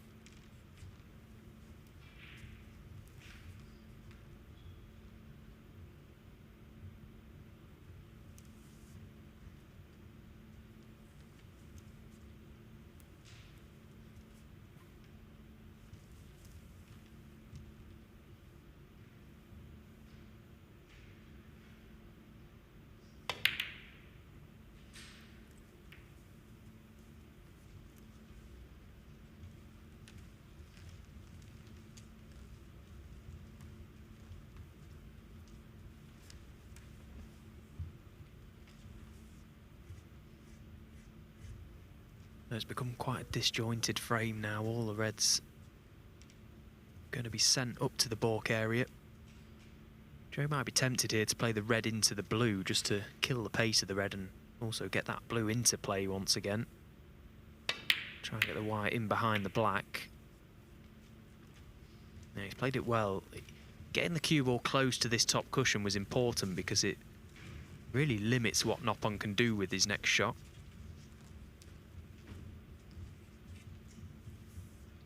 He's not left any tempters really for Noppon.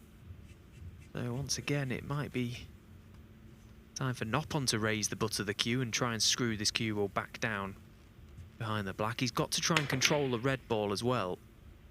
It's running loose. Well, it's gone very, very wrong. Well, how's the pink stayed out? But he's left the red to middle anyway. Yeah, and it means the pink's guaranteed if the red goes in for O'Connor. Well, you can see Judd Trump and Dave Gilbert are now starting. They've had a long wait there while the various technical problems were sorted out, but thankfully they are underway. Big shot in this match on table one. If he pots it, it's a chance to win the match.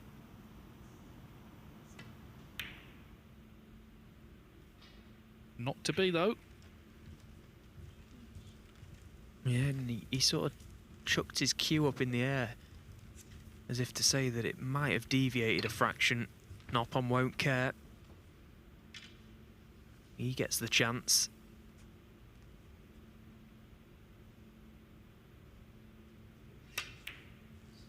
I'll tell you what, I still don't know how that pink's not dropped from the overhead. It looks like it's more in the pocket than out.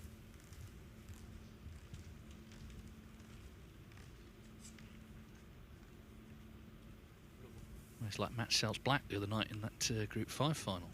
Would have had 3 centuries in a row, wouldn't he, had it gone in?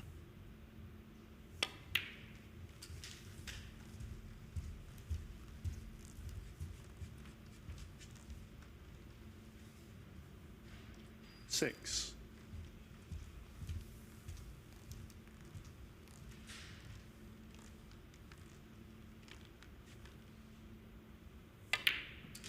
Well, this little visit to the table now for Noppon, clearly a very important one, but it's all about cue ball control. The reds are all there, he's just got to get nicely on them. Try and limit the distance travelled each time and get this frame won, although you may be going up in small numbers because of all the reds near the baulk colours. But there's plenty there to win the frame, already a healthy lead in this frame. 10.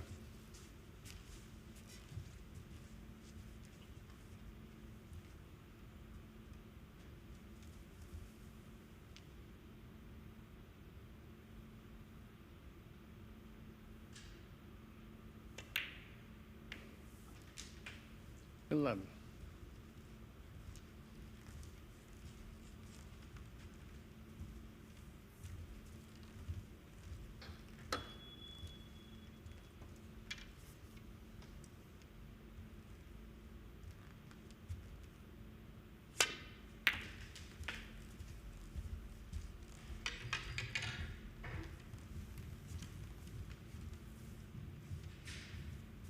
Seventeen.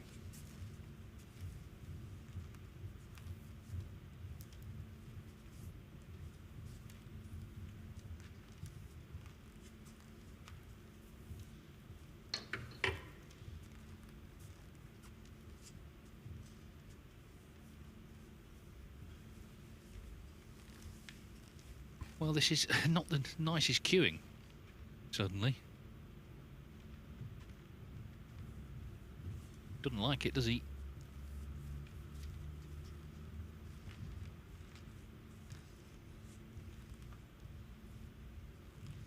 Yeah, he's made this situation a lot more difficult than it should have been. A couple of shots ago, he played a little cannon to a red next to the blue, which went slightly wrong. Then had to play the pink. 18. Well, he's just about salvaged things there, Noppon. Getting the cue ball out of baulk was imperative.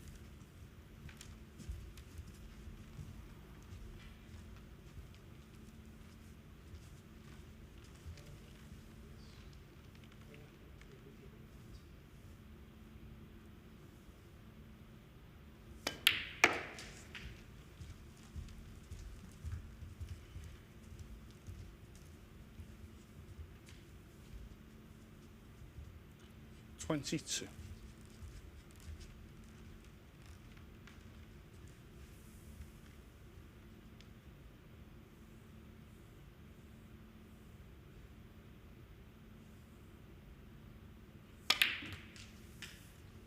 $23.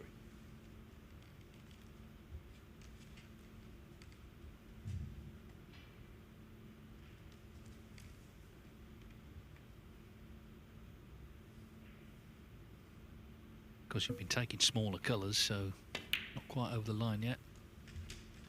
But things are looking a bit rosier for Noppon Saengkham in this frame. Just glance at the scores. 51 in front, 67 available. 26. Amazing how difficult you can make a break, which at first looks very simple.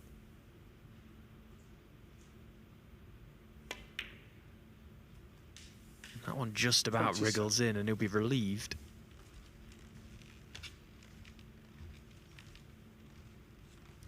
not very often you have to compile breaks like this when all the balls are up in the baulk area, and sometimes it can cause unexpected problems, and Noppon's faced a few here, dealt with them well so far.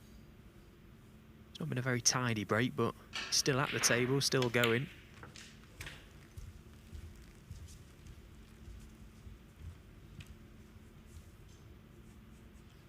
$32.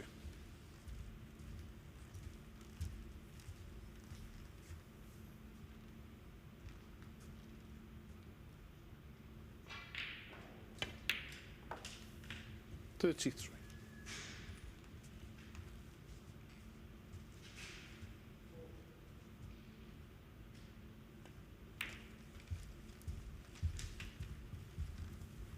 So, Noppon Saengkham over the line now, and this will make him feel better. 38.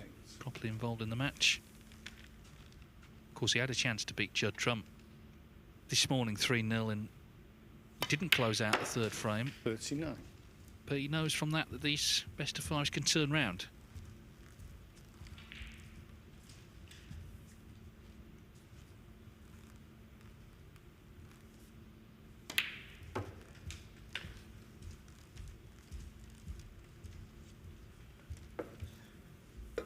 $43.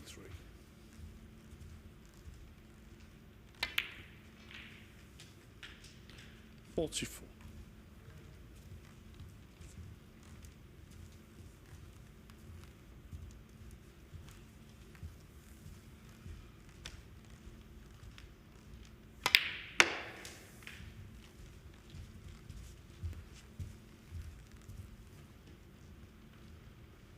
Well, chance to double the red to keep the break 49. going, but the main thing is the frame's his.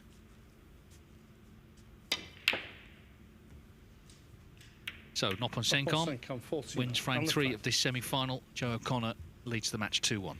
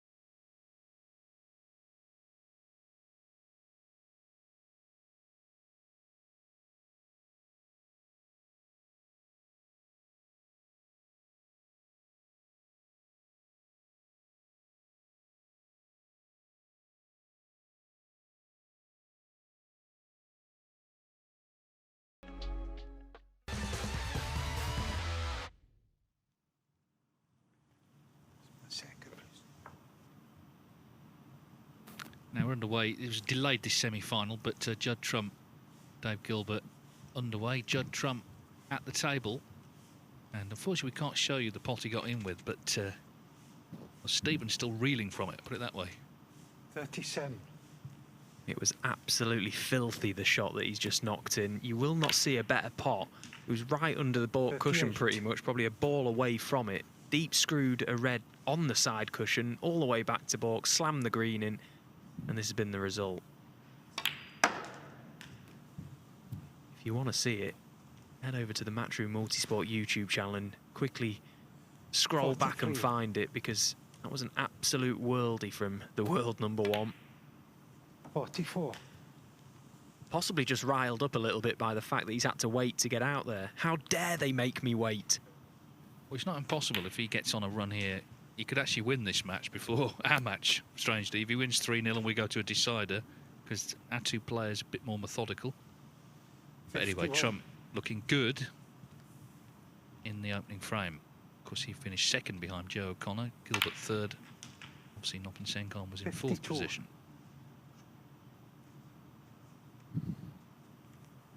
If he can get these reds open, he has a chance to add to his centuries tally as well. So, back to table one, and Joe O'Connor's lead has been reduced to 2-1.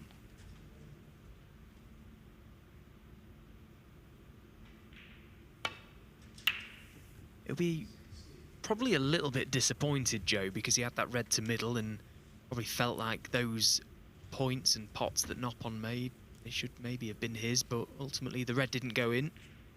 So Noppon is clinging on here, it feels. He's kept his hopes alive in this match anyway. And we know how quickly they can turn.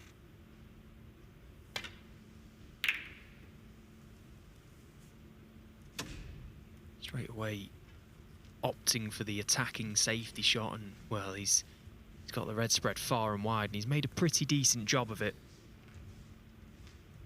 Well, at first glance, the only shot I can see is an attempt at this red to right corner.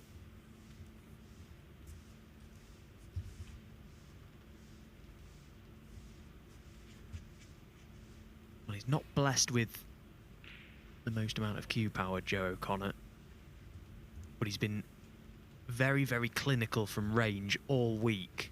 Can he find one when it matters?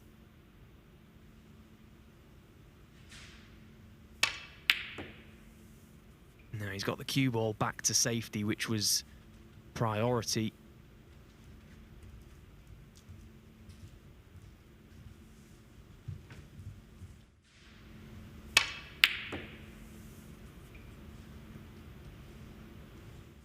You can see just from that replay just how much effort O'Connor has to put into that type of shot. The cue came up in the air, a lot of body movement, but the result has been okay.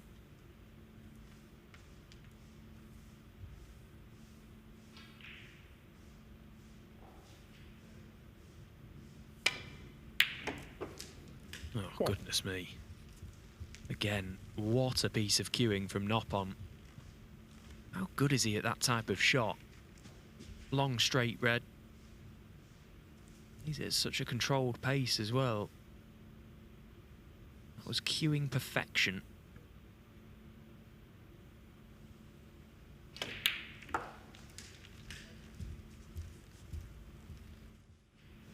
Let's have another look at that. Stayed with it, committed to the shot right the way through.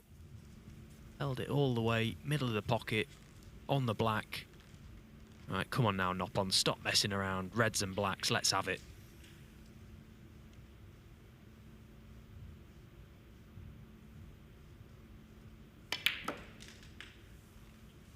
No.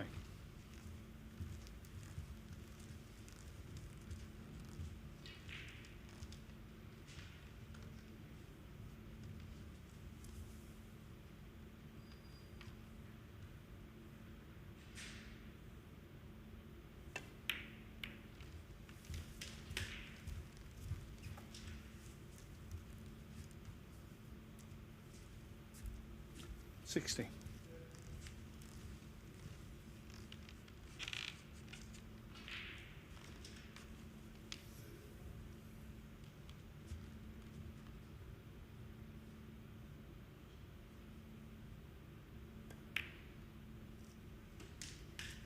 $70.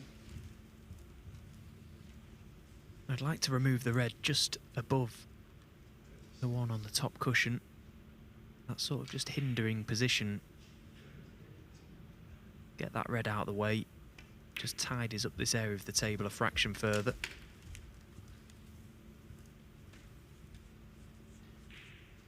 $24.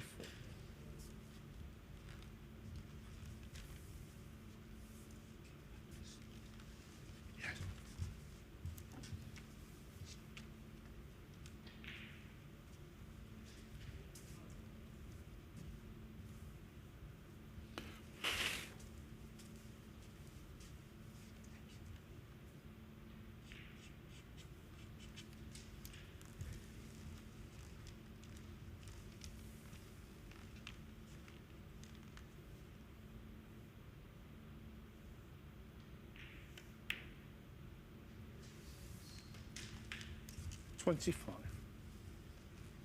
Now we'd probably like to remove at least one of the two reds above the black. Again, just try and create as much access to the black spot as possible.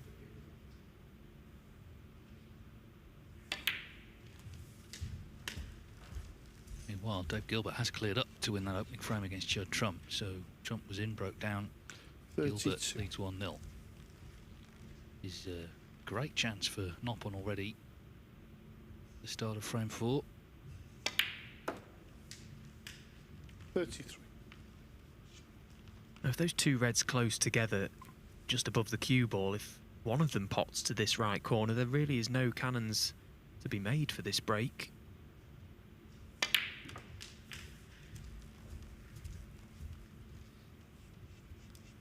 because of the distance. 41. Well, Joe O'Connor and Jack Lazowski, of course, have both missed final blacks on maximum attempts.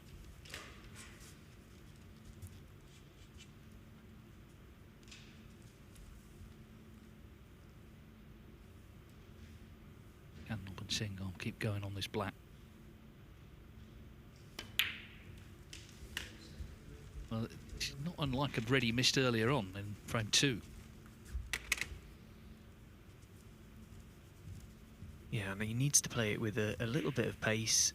Probably just go high on the white here, just top it round 2 cushions, back out for the black. Does need to just give it that little bit more care and attention because he missed that one you were referring to. It was an unexpected miss. No doubt that will be in the back of his mind for this shot.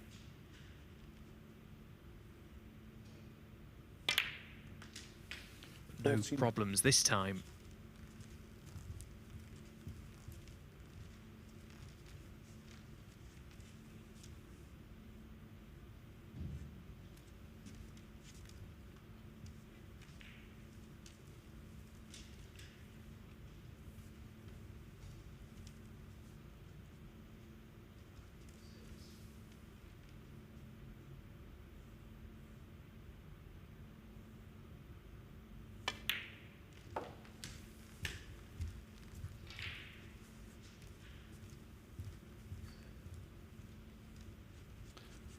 $56.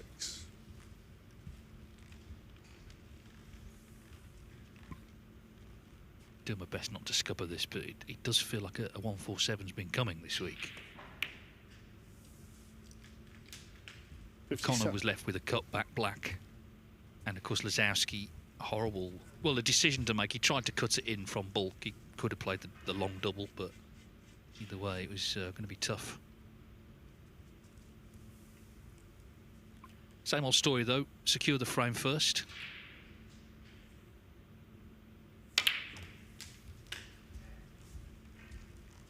Yeah, we just had a slight glance at that red beneath the pink a few moments ago. I'm not sure if it pots to this left corner. 60. It's incredibly tight. As he pots this one, it releases the one just above it, but the red right on the pink. He may need to play a cannon to it at some point. 65. Either way, he's looking for one more red from this black just to take us the distance, and it can be all efforts on the maximum.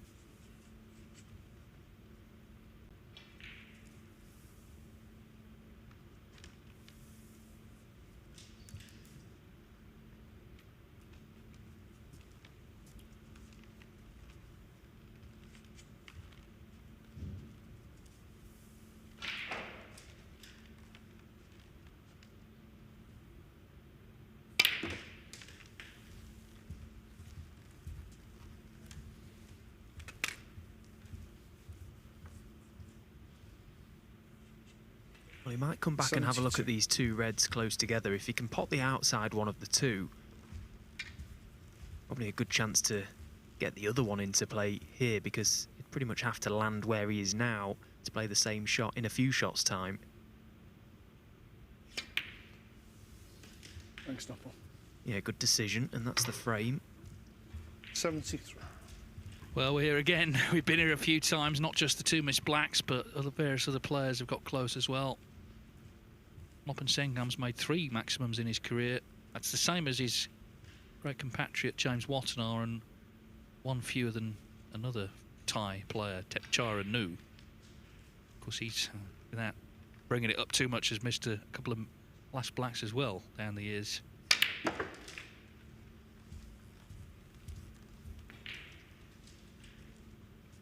Well, not great. 80.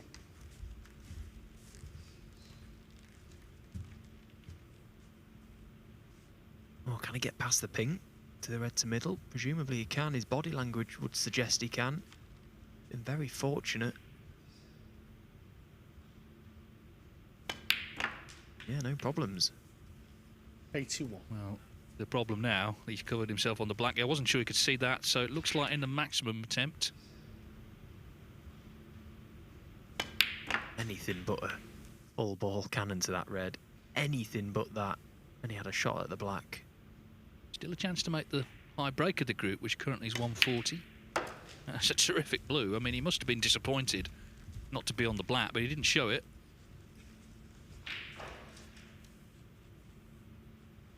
86.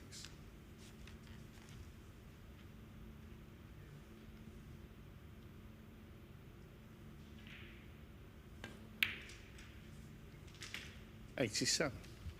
It feels like he's doing the high break a disjustice, winning it with a 145 potentially. Everyone's been all out for the maximum this week. But that's what's on, 145 if he clears with blacks here.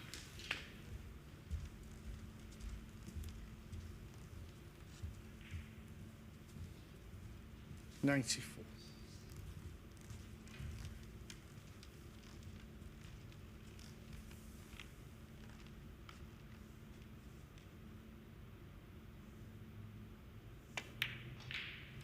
Well, it's been a game of two halves. 95. Joe O'Connor completely dominant in the first two frames, and Saengkham turning the favour in the next two. It's pink for a century. O'Connor had that 106 in frame two. Now can Saengkham continue on and put himself the overwhelming favourite for the £500 high break prize in the group, because of course we're running out of frames tonight.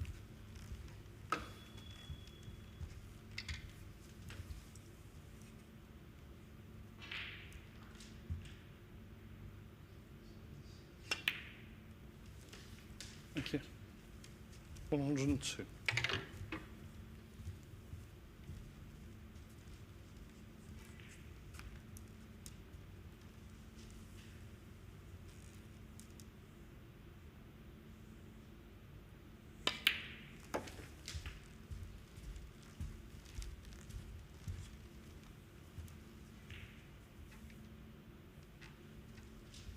$108.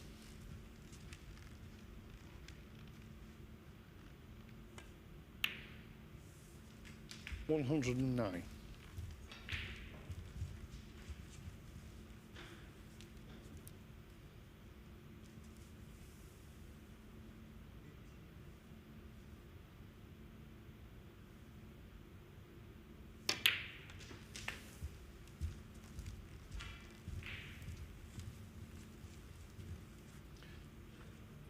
$116.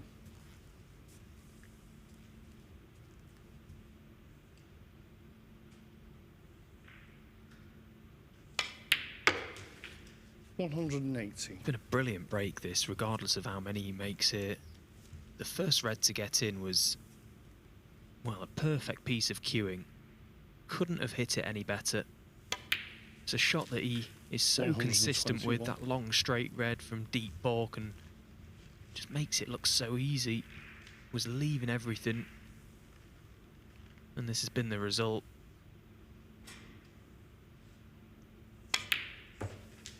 $125. Yes, a delightful break this from Saengkham, very popular figure in the game.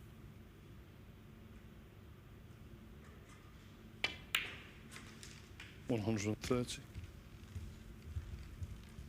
Just snooking himself on that black when he was on the maximum, but potted a great blue, didn't he? Didn't sort of show any disappointment. Pink and black for the high break of the group. 136. So Joe O'Connor's made all the running in this group, but he's facing a final frame decider against a man queuing beautifully. What a terrific break that was.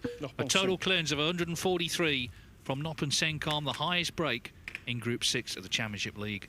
One more frame to decide who goes through to the final.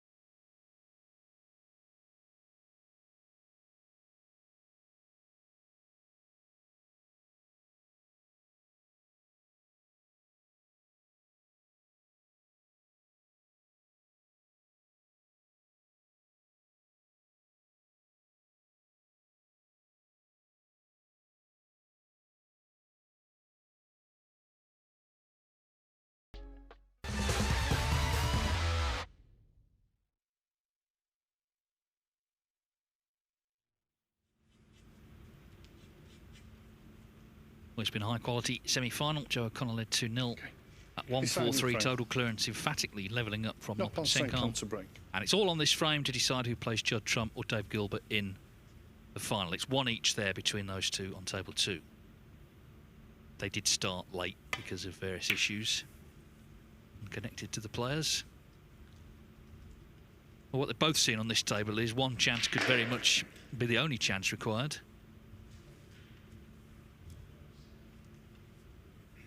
Yeah, it's been a very high quality match, hasn't it? And it's very hard to predict a winner, actually. Joe O'Connor seen his 2-0 lead disappear quite quickly. Now got to regroup and respond.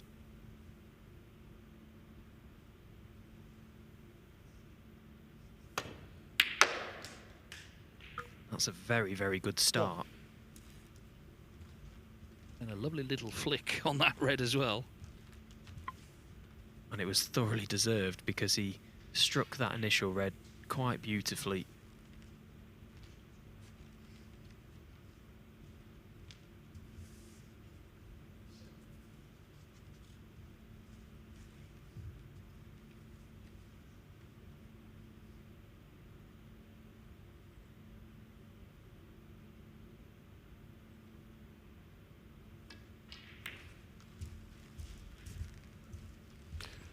Joe O'Connor won. But unable to pot the blue.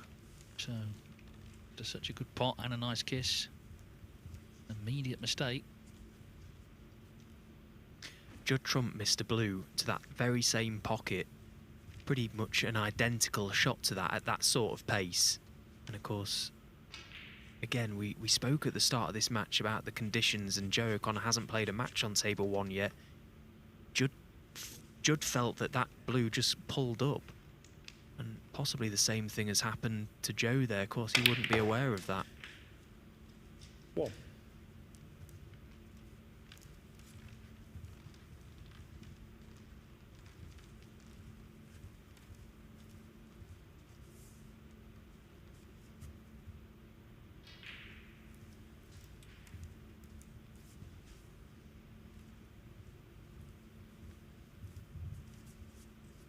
Well, the blues. Is the blue tooth in, is the question. Yellow ball. It is.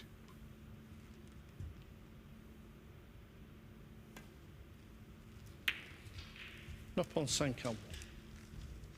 Point of no return, isn't it? It's like snakes and ladders here, and if you lose this match, you're right back to the start again. All the slate wiped clean, and you're back where you were. No points, Group 7 tomorrow. So you can understand a little bit of caution. Yeah, there's been a lot of effort exerted over the past couple of days just to get to this point. We keep saying they are long days here. But of course, the players, they're treating it as like paid practice, really, with a massive carrot dangling at the end of the road, a chance to win a title, champion of champions, you know, there's a lot on the line. But you're right, you don't want to get this far and have to come back tomorrow and do it all again. Try and get the job done here and now.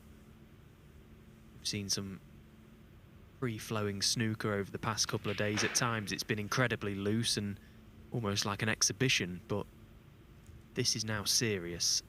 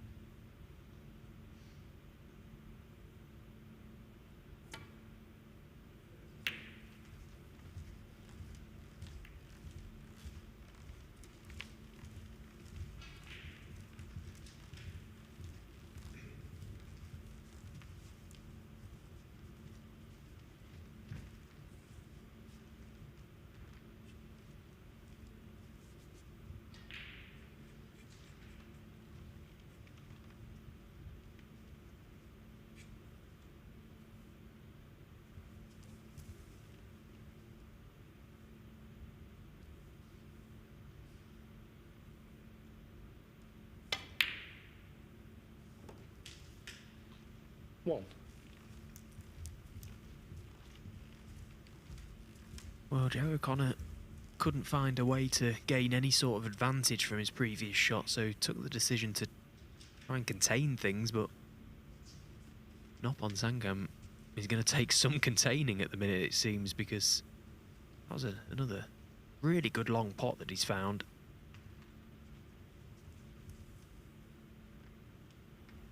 Meanwhile, Dave Gilbert with a chance for the 2-1 lead. Judd Trump was in this frame, and as we join it, Gilbert's missed, so it's edgy, it's nervy. 42. Big yellow for Saengkham meantime. Every credit, he's knocked it in. Again, what a strike from Noppon under pressure. He's all guns blazing all of a sudden. Brilliant bravery there to take that yellow on.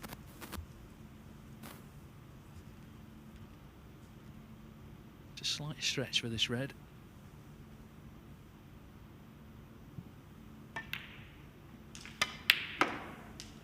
Well, He's played it well. So Trump with a chance for 2-1. And Noppon Saengkham in with a chance in this decider, having dominated the last 2 frames. Well, the first 3 balls he's knocked in for this break are 3 of the best pots you'll see in a decider.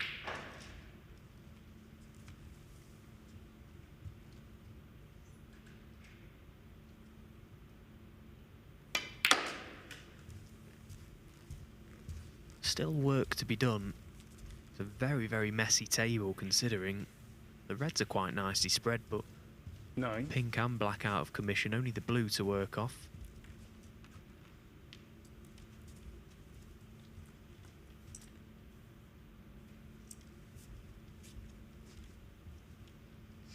Well, he's got the angle on this red to the middle pocket. It's quite thin. I just wonder if he can top it, try and come around the back of the black, possibly flick the red away. He's looking at other routes. Clearly the red at the back of the back will pop to right corner. Again, he's going to need another Blue like this on the practice table, but obviously that goes out the window in a match with the extra pressure. But certainly, you know, you can see him lining himself up for the shot. You'd back him for this normally, I think.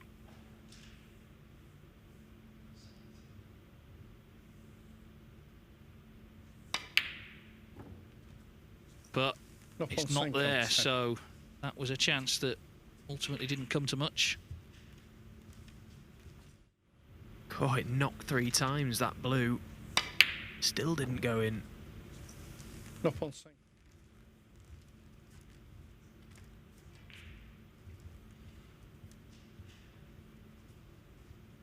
That'll probably shock Joe, because I'm sure that he would have been sat in his seat expecting Noppon to knock that type of shot in. He so often does, as you say. Now it's all about getting this black into play for me now. Joe is straight away looking at it. Does it pop to the left corner? It looks incredibly tight. Blue is now out of commission. Pink is as well. He needs something in play.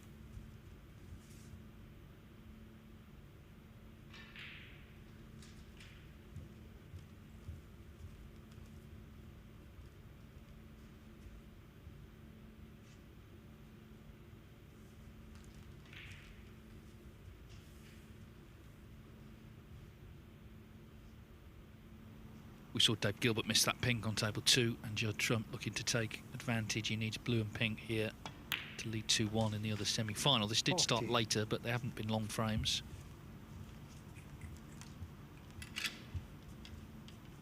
Judd Trump runner-up to Matt Selt. He lost 3-0 in the Group 5 final.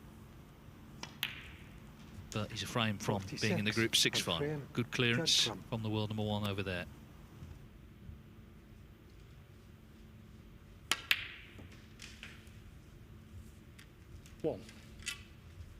Well, there's work to be done now for Joe O'Connor, because none of the high-value colours are in play, so he'll be eager to get an angle on one of these bought colours to try and play a cannon into the pink or the reds or something, just to get something open.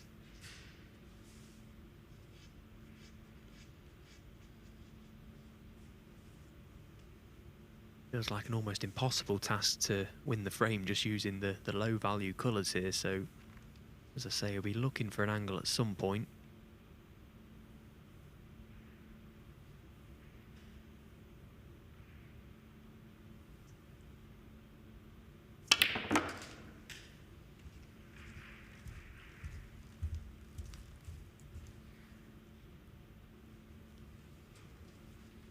Well, I might be tempted to look at this red to middle and 3. possibly try and cannon the red away from the black.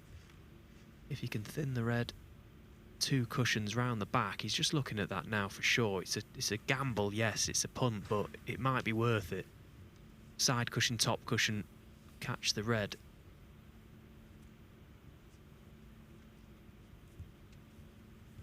It's a very tough shot and he's not guaranteed, but as I say, it's very early on in this break for Joe and he needs something open, he needs to make something happen here.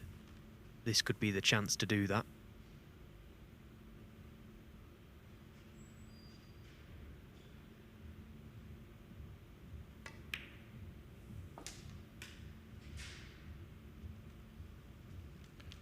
Four.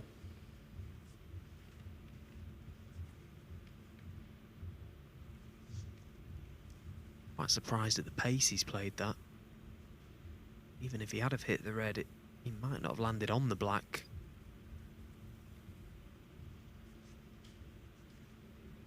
Can he pot it? Might need a help of a little touch of left-hand side.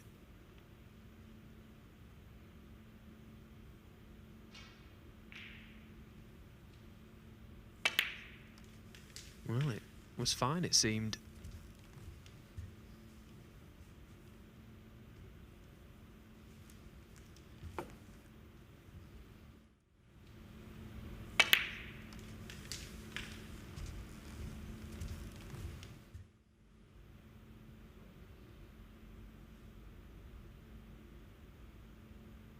Delicate replacement for 11. referee Rob Spencer.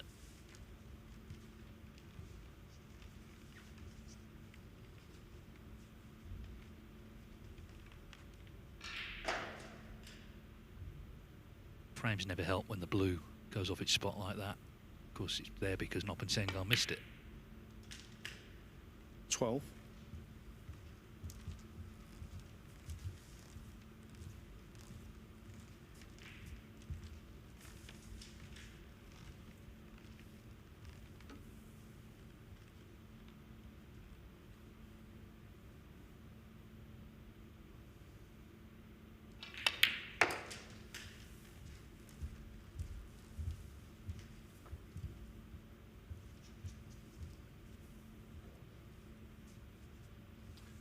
$50.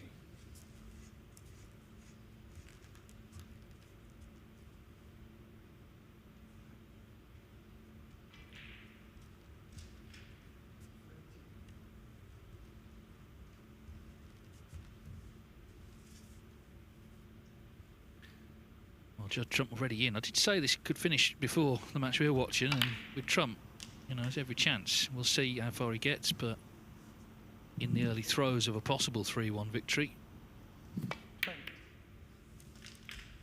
60. And things opening up here now for O'Connor. This pink to middle, and suddenly the table looks a lot healthier. Yeah, and he's landed with the right angle to just push the red away from the pink spot as well, so it could really open things up now.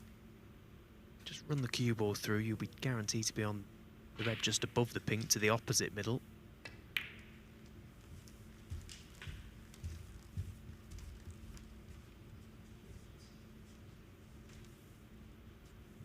Now the 2 reds directly 22. beneath the pink, neither of them will pot.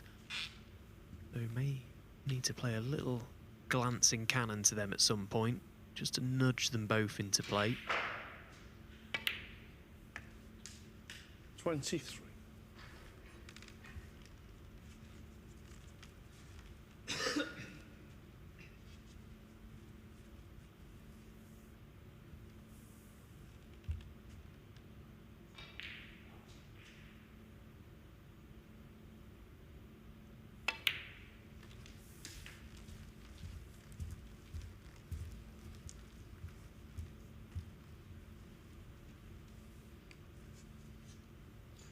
$29.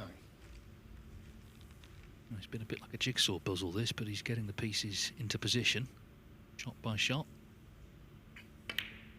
It sort of feels right in a way that it would be O'Connor-Trump in the final. We're not there yet. Trump isn't there, and neither's Joe, but they've been the 2 standout players, really, of this group.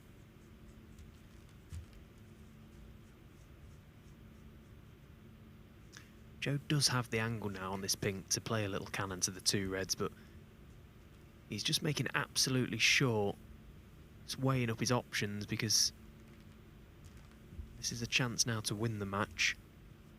Take care with this.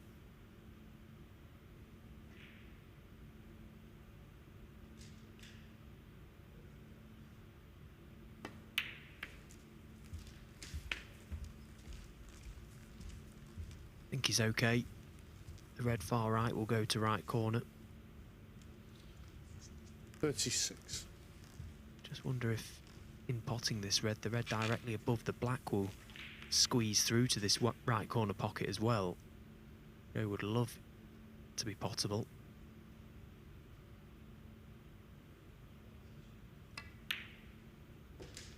We'll need one more of them reds by the black.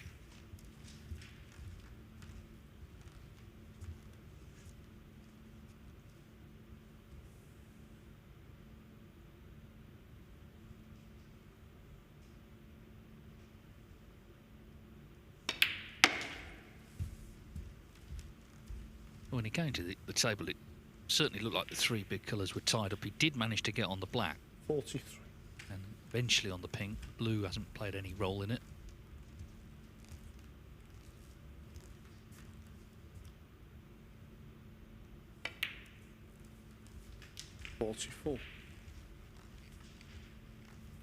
Yeah, so from that shot, clearly this red above the black will pot.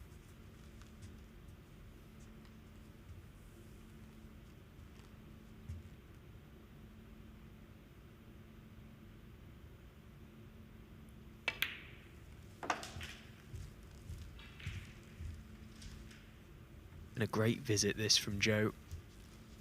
Really has had some problems to figure out, and he's dealt with it so well. It's been a great response to the barrage that Oppon has thrown at him.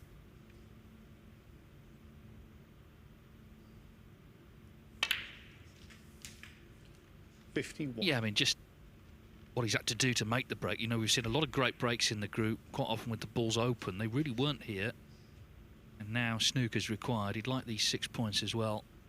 And he'd be 47 to the good with 35 on.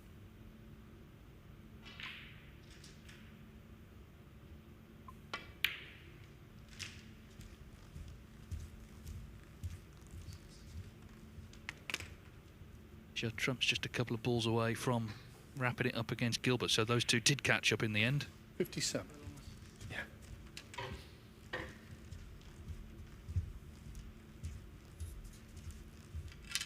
Here we are. Judd Trump needs this blue. He's 70 in front with 67 on.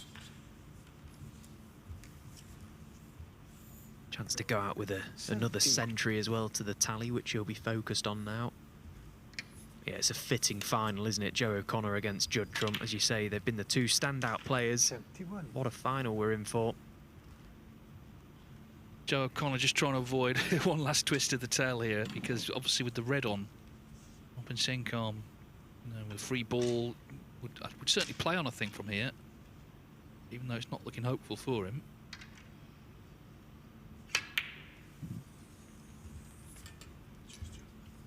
Especially not now, because he's in a snooker.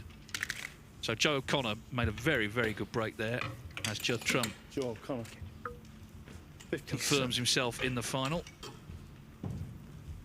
Got to hit this Snop and Saengkham, obviously, but if he leaves it on, then it's handshake time, you suspect.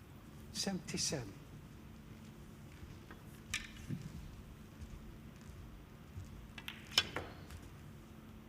Foul. Oh, he's hit the blue and left Joe the O'Connor's red. 5. So that's that.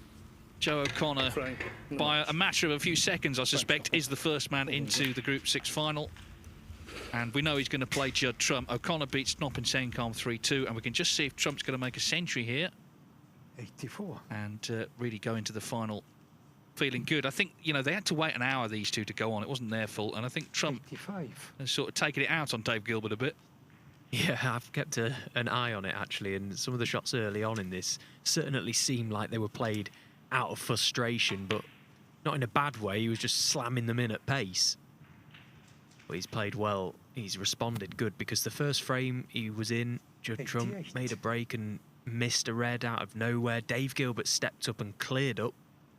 Early body blow, perhaps not to be. Judd Trump shown us once again why he's the best player in the world.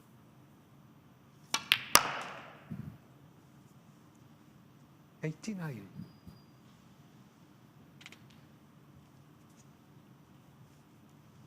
Just gone a little too far for the blue, so it's going to be brown round 3. Get on the red to the right corner pocket.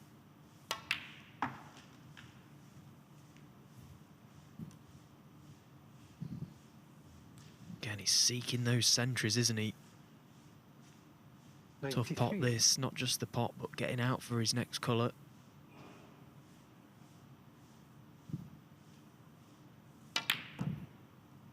Well, he'll have the chance to make more centuries in the final. 93 will have to do for the winning break. So it is Joe O'Connor and Judd Trump who will contest the Group 6 final here at the BetVictor Championship League. That'll be coming up in about 5 minutes' time, and Phil and Stephen will talk you through it.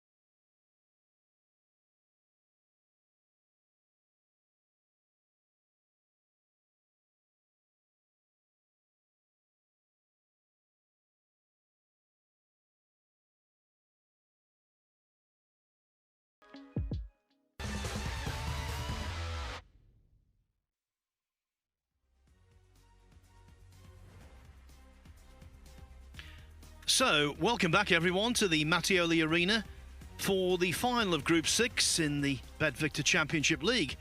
One semi-final was significantly delayed, but because of the speed and the excellence of Judd Trump, the final is pretty much being played at a scheduled time. He made up so much ground by defeating Dave Gilbert 3-1 in a very short space of time. And now he faces Joe O'Connor, who came through that slower but still interesting semi-final, 3-2 against Noppon Saengkham. The only downer for Trump in that semi-final, Stephen, he didn't add to his century total. Yeah, it was close on a couple of occasions. Judd, particularly in the last frame, just pushed the final red towards the top cushion, and it made it, well, very missable, particularly at the pace that he had to play it at. But ultimately, the hunt for the centuries is still on, and he's got another game to play and another chance to make a few more. Yes, and of course, if he doesn't win this match, because, let's face it, O'Connor's been pretty formidable today. If Trump does lose, he'll have another 6 matches at least tomorrow, and on Saturday in Group 7. So let's talk about the history of these two. They haven't played all that much outside of the Championship League, just a couple of meetings in fact. Trump beat O'Connor 4-0 in the first round of the Gdynia Open in Poland in 2015. It was a very one-sided affair. In fact, Trump, in that best of 7, scored 390 points against O'Connor's 9. They're only meeting in a fully fledged world ranking event, the last 32 of the International Championship this season, actually. O'Connor acquitted himself really well. Breaks of 136, 127 and 83, but he still lost 6-4 after leading 4-2. And then, of course, we've had 3 meetings in this tournament. First frame, Judd Trump to break. Group 5, Trump won 3-2, but then had to really battle hard to win 3-2 in the Group 5 semi-final last night. And in the round-robin phase of this group, it was O'Connor who got the verdict, 3-1. Trump will be favourite, Stephen, but he was favourite to beat Matt Selt in the conclusion of Group 5, and we know how that went. Yeah, Matt played very, very well, didn't he, against Judd in that final 2 nights ago. 2 centuries and 90 in the last. It should have been 3 in a row for Matt, but yeah, I don't know. I think I make Joe O'Connor favourite, actually, for this game, just because of how he's played in this group. He's played brilliantly well. He thoroughly deserves to be in the final. In fact, both of these players thoroughly deserve to be in the final. It's the perfect final for us, I suppose, 1 and 2 after the group standings. And it makes for a very interesting match. I'll tell you what, if Trump does come through, that's got a treble, isn't it, in the winners group? Trump, Wilson and Selby already. I think it's a win-win for him. Obviously, would love to tuck away the group, but if he doesn't, he's got 2 more days of excellent match practice to come.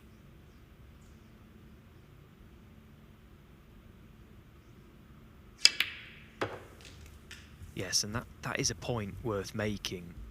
Just purely looking at Judd Trump here. Does he want to win this final, get out of the group and have a couple of days rest ahead of his defence in Berlin next week? Or if he doesn't win the final, does he want the extra 2 days match practice, the extra 2 days of making century breaks potentially to add to his tally? He's got to weigh up his options here, but of course it's not down to Judd Trump. He doesn't get to make that decision. He's got to beat Joe O'Connor.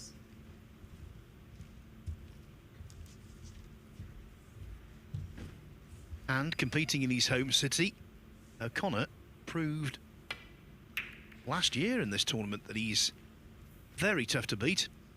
Only Mark Selby did when the chips were down in the final of the winners group.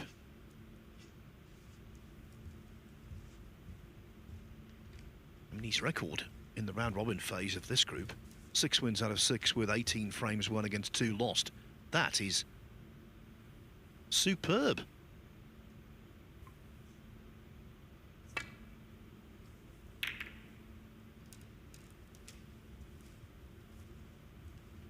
Unlike that safety shot, leaving the cue ball well short of bulk against Judd Trump is not recommended.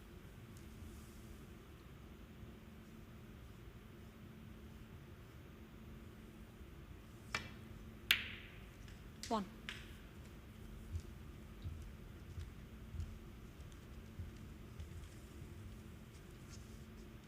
You know, as we drive into the car park of the hotel here in Leicester, there's a mural on the wall. It says, "Relax, just let it flow." And that's been Trump this week. He's been relaxed, but he's also been quite conscious of the fact that 8. he needs to put in a good performance to boost confidence ahead of Berlin. And he also knows this is invaluable to get top-class match action in an environment that for him isn't too stressful. 9. Add in that quest for centuries and he could not have been any more professional, Stephen. Yeah, he's a great ambassador for the game, isn't he, Judd Trump? And as you say, he could have been forgiven to have not even entered this tournament. You know, he's involved in that many latter stages of tournaments that he could have quite easily taken the week off to just prepare gently for Berlin next week. But he just loves playing. He loves winning. And of course, there's always a target. There's always a goal for Judd Trump. There's always a trophy to be won. And he's always hungry for more. What a player.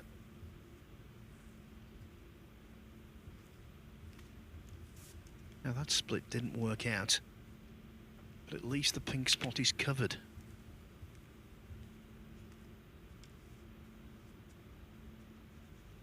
That's why Tatiana Wollaston is replacing the pink closest to its own spot in a direct line with the black, because all of the other spots are taken. And the big thing for Trump, it gives him the chance of a red.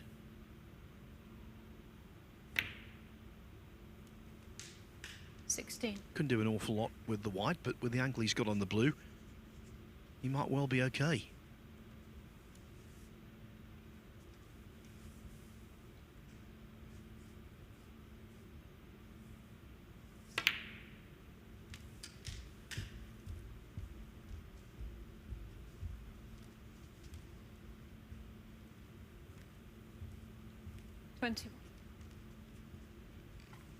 I think it's fair, Stephen, to say that even for Trump, this is not a straightforward chance, but it could be within 3 or 4 shots.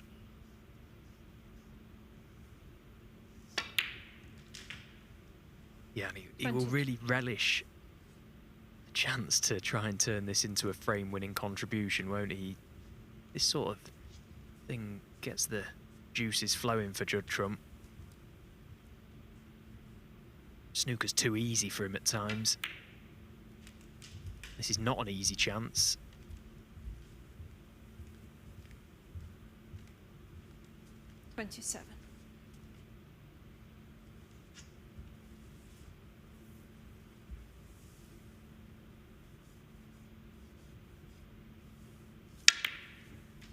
Oh, but a bad miscue, and he still potted the red. Even when he miscues, they still go in. Trying to get plenty of backspin on the cue ball here. Miscues and still pots it. What chance have we got? Well, I'll tell you after this shot, if he buries this.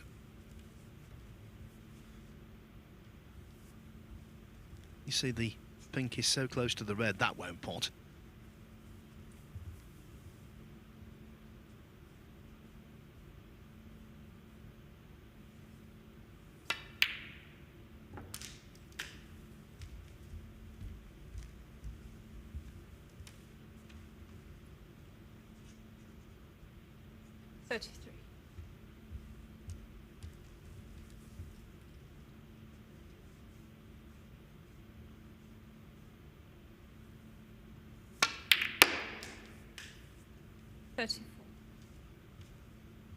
So the pink, to a degree, liberated.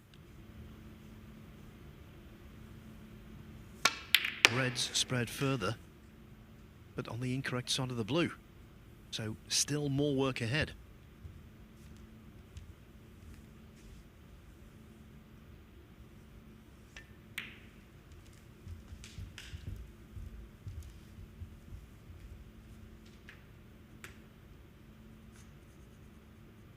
$39.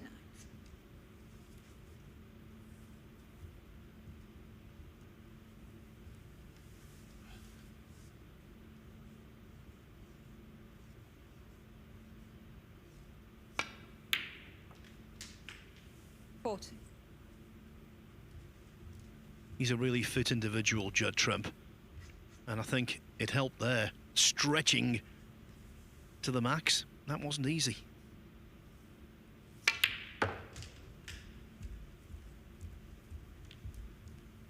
Like, how is he still going in this break? Just refuses to leave the table, Judd Trump. All of a sudden, this is now a great chance to win the opener. He'll probably be happy to just work off the blue. But in doing that, he needs to get top side, and he hasn't done. That was a bad shot, really, for Judd Trump. Under no pressure there, just under hit that. Maybe not enough left-hand side on the cue ball to get cue ball wider off the cushion.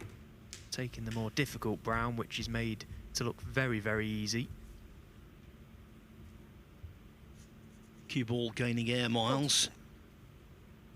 Cavalier break so far. Adventurous. Can't quite plop his way into ideal position yet.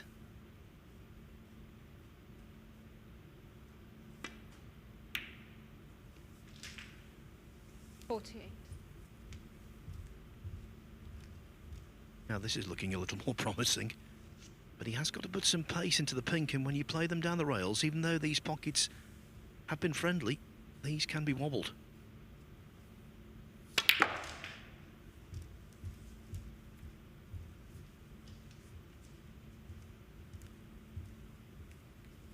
$54.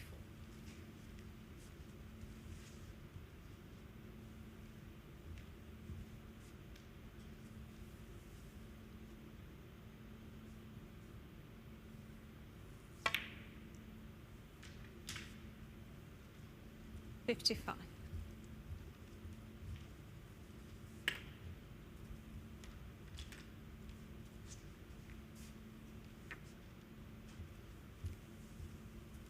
What an unbelievable break this has been so far.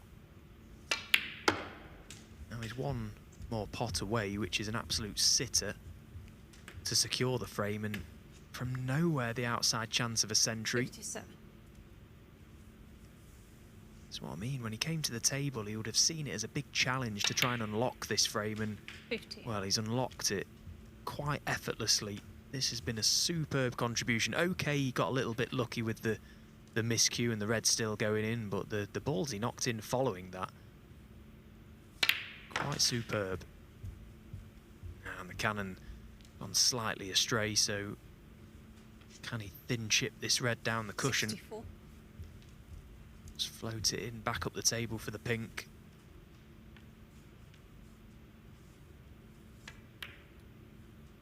Yeah, it's there. 65.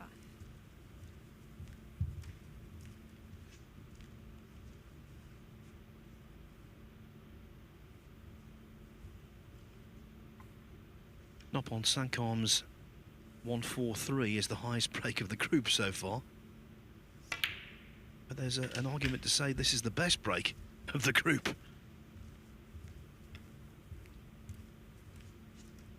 $71.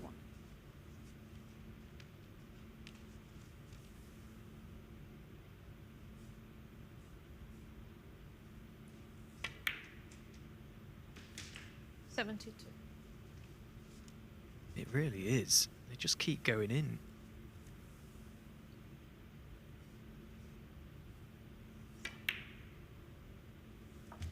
He missed a couple of chances against Dave Gilbert to make a century break, but no doubt this will be the best century break he's made for a long, long time, should he make it. 79.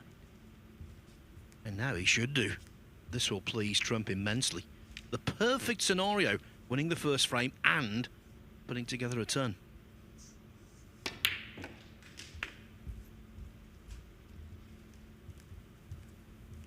He'll need yellow to blue. 86.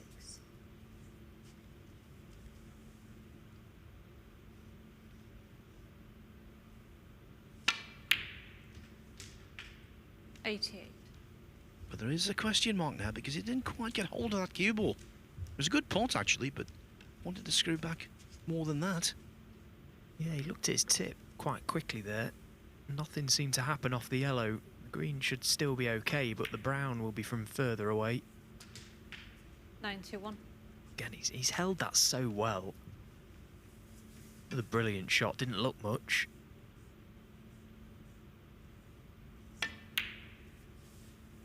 $95. There's an old phrase, you can't make a silk purse out of a sow's ear. Trump has there. 100. The balls were not in his favour at all. 106. 113. And talking frame about just silk wrong. purses, he could be on the way to putting £100,000 in his purse, because that is another century to his tally, and even more importantly, he's taken a 1-0 lead in this group final.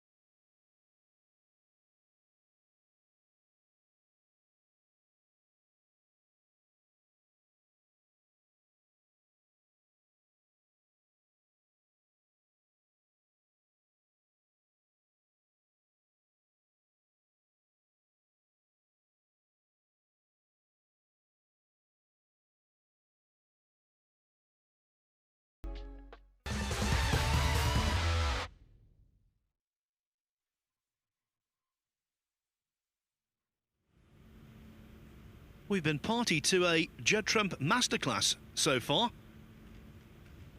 All Joe O'Connor has done pretty much is sit there Judd Trump and watch on, no doubt in admiration.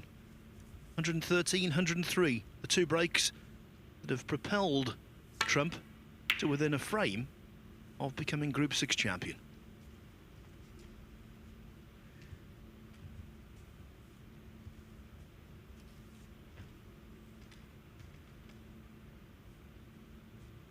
Now, what must Joe O'Connor do to turn this one around? Well, a good place to start would be to knock this long red in, and then it feels like he's got to play near perfect snooker to stop this barrage of scoring from Judd Trump.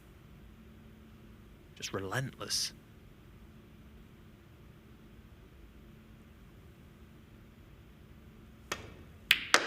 Oh, that's a brilliant strike from Joe O'Connor, and he's been unfortunate really not to hold the cue ball up. Could have caught the red. Straight enough on this yellow, or with a little bit of angle, that will help him get back down the table. I'm not saying this with hindsight because he's just crunched that red in. He's not the kind of player who would buckle. He's got that makeup where he's quite gritty. Yeah, very much so. It's one of his best attributes, actually. He doesn't shy away, doesn't back down against anyone, even the big players. I said this in commentary with Dave for the semi-final. It's a very good ingredient to have. He's got so much self-belief, Joe O'Connor. He'll probably see this as a challenge to turn this around and land a massive scalp.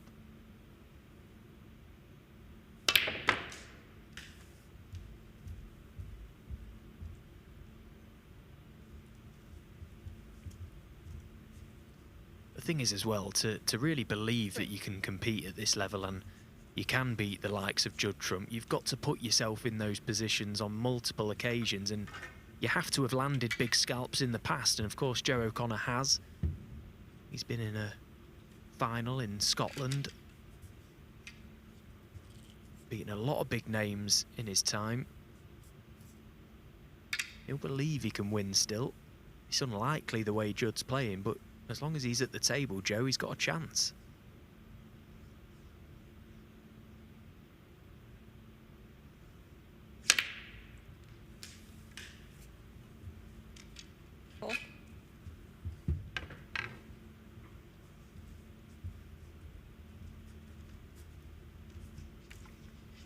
And what an advert for snooker's strength in depth. Bear in mind, O'Connor is the world number 37.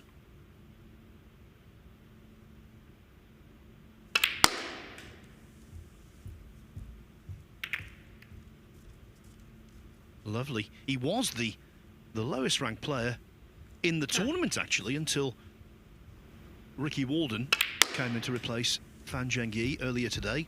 Walden is 38th. We'll see him tomorrow in Group 7.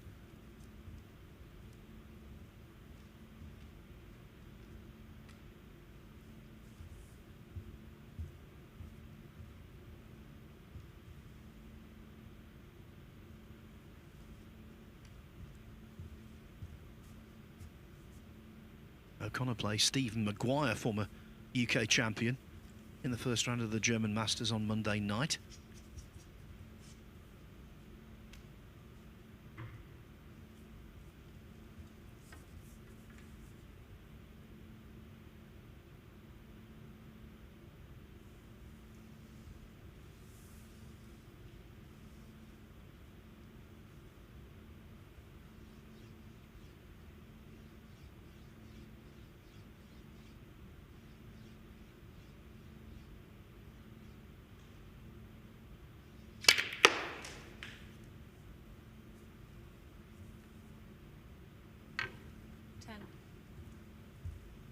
Doesn't possess the same cue power as Trump, not the same range of spectacular shots, and it was always going to be difficult to get the cue ball out of dodge there.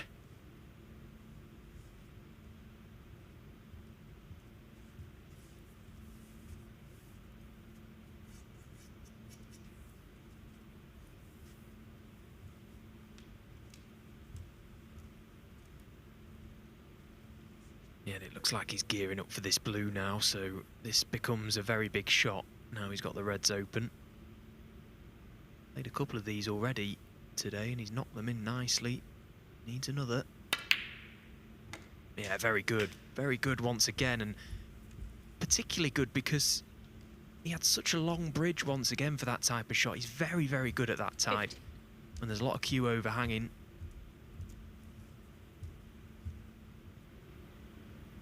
Slightly hampered by the red just by his hand. Probably didn't feel as comfortable as it may have done, but no issues for Joe O'Connor.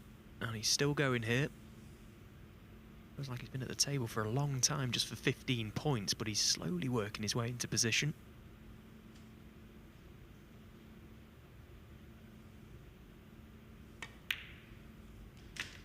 $60.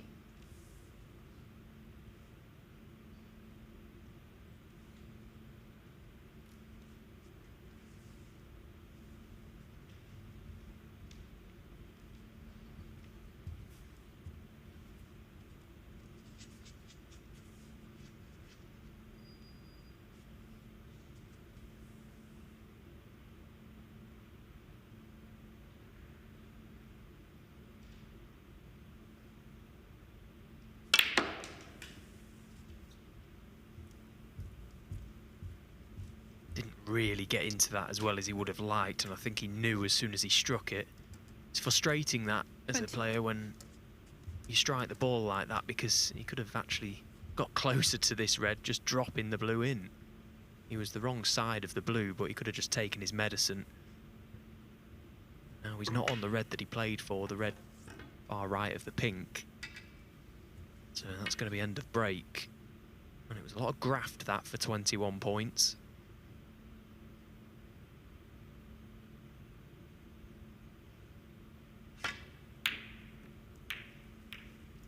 Oh, hello. 22. Well, he's still going. That's a handy little fluke. He's got a chance to keep the break going as well. Bizarrely, the yellow will pot to middle. 22. If that was a little fluke, I'd like to see a big one. Wow. That's just standard for the Championship League, isn't it, Phil? We see some outrageous ones here. That looked a pretty routine fluke. But it only matters if he can capitalise on it, and he's not been able to.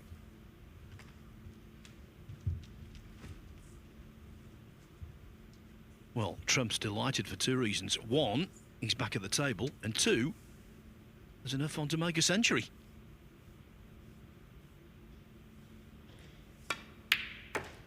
One. Now that sounds disrespectful, but that's what he's thinking, I can assure you.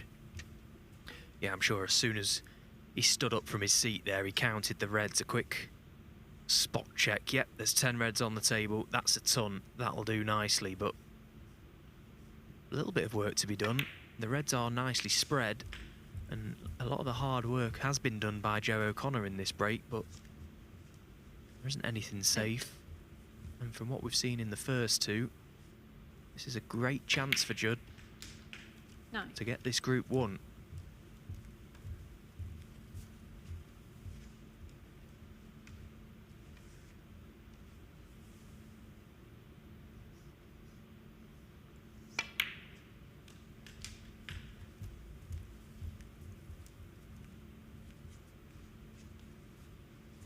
$16.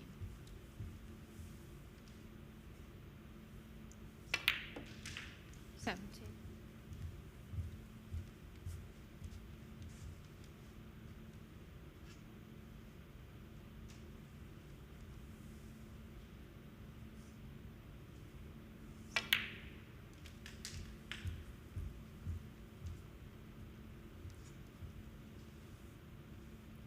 $24.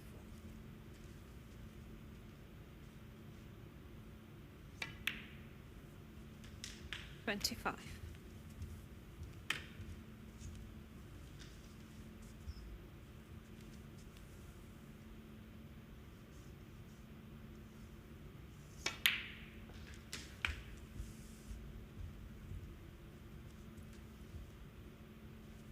$32.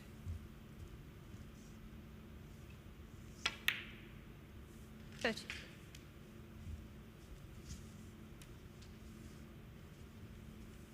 There's a real art to successfully staying at the table for lengthy periods when it comes to snooker. It's not built to be that kind of game. Very few can do it at this level.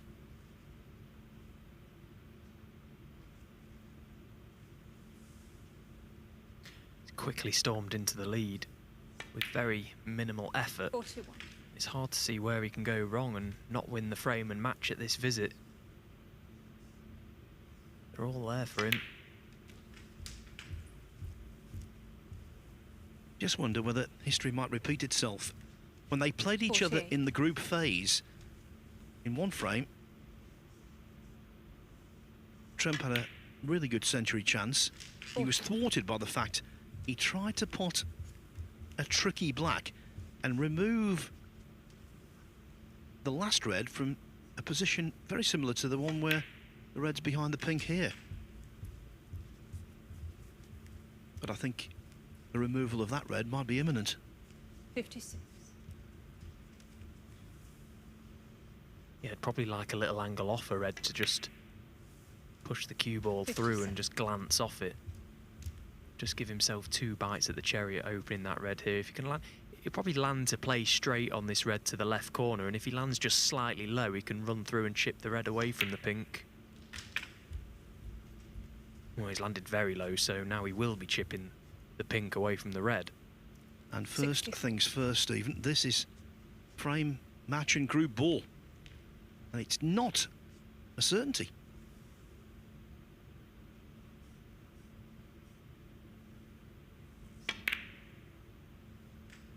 $65. No faith. I should have had.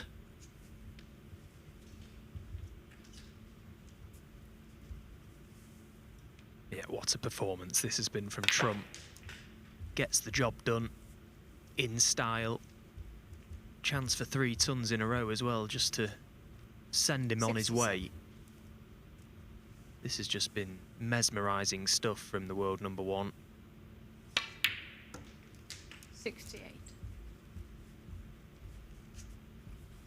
I know, Stephen, you're going to interview Judd after this. I think he'll be in good spirits. He should be. Yeah, he came here to do a job, didn't he, Judd? And he's done it. 70. It's as simple as that. He's in winners group now and joins a star-studded lineup, and it promises to be a brilliant group. That does. 76. World champion Kyron, Mark Selby, Sijawi, Matt Selt, Hossein Vafai, and now Judd Trump. One more place to be filled tomorrow, or over the next 2 days at least. 17. What a player this boy is. Yeah, we'll miss him over the next couple of days, won't we?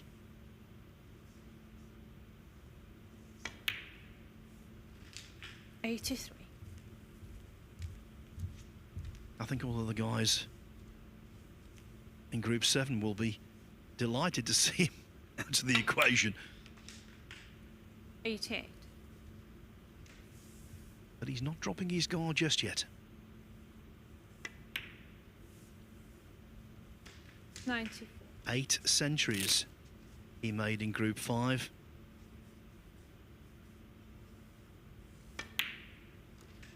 He's repeated in Group 6. The only difference, he was beaten in the final of Group 5 by Matthew Selt, but he wins Group 7, and Judd Trump, who has this Championship League on his CV already on more than one occasion, is still going and into the winners group in the finest manner imaginable.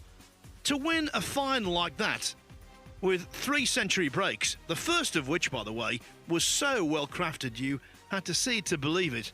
Well, I think it just shows the form he's in, and he will go to the German Masters in Berlin next week, not only as the defending champion, but as the bookmakers' favourite, surely because he's playing some of the best snooker, even by his standards, we've seen in many a year. Brilliant stuff from Judd Trump on all 4 days in Groups 5 and 6.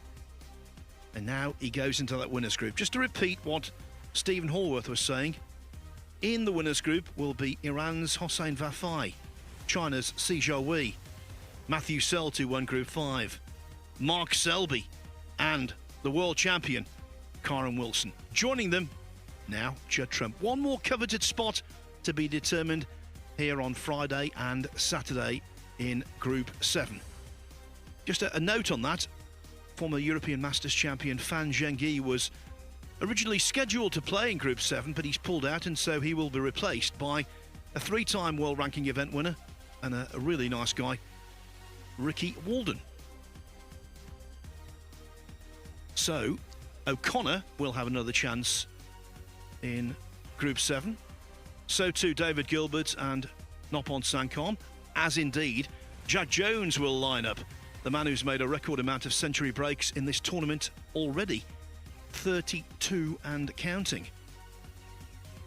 The other additions to the lineup will be Zhou Yulong and Zhao Gudong, joining Ricky Walden in that 7-man lineup in what is the last chance saloon. But Judd Trump is already there, and now he's outside talking with Stephen Hallworth. What a performance that was. Group 6 winner, 3 tons on the bounce as well. It didn't quite happen in Group 5, but you've bounced back brilliantly and you've booked your place into winners group.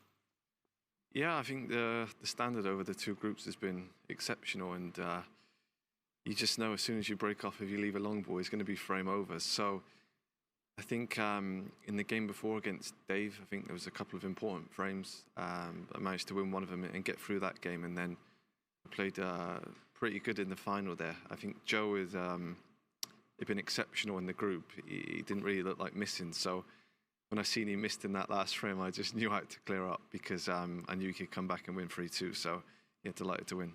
And presumably this week has been all about some solid match practice ahead of your title defence in Berlin next week. You must feel like your game is in pretty good shape. Yeah, I felt like the whole season my game's been in good shape. It's obviously they've been very, very consistent. I think it's just the odd game here and there. Someone's played really well. I think the Masters probably wasn't my best performance, but then Kyron stepped up and took the balls against me. So other than that, I've been playing some really good snooker and just wanted to come here to get some match practice before next week in Berlin. And yeah, it's been a great 4 days. There's been some exceptional snooker and a lot of centuries. There can be quite long days here at Championship Leagues where there's a lot of downtime in between matches, and I suppose it's quite difficult to keep that high level of concentration. Is that something you struggle with, or is it just something you just kind of have to deal with when you're here? I think the first few days was quite easy. There's quite a few people around, and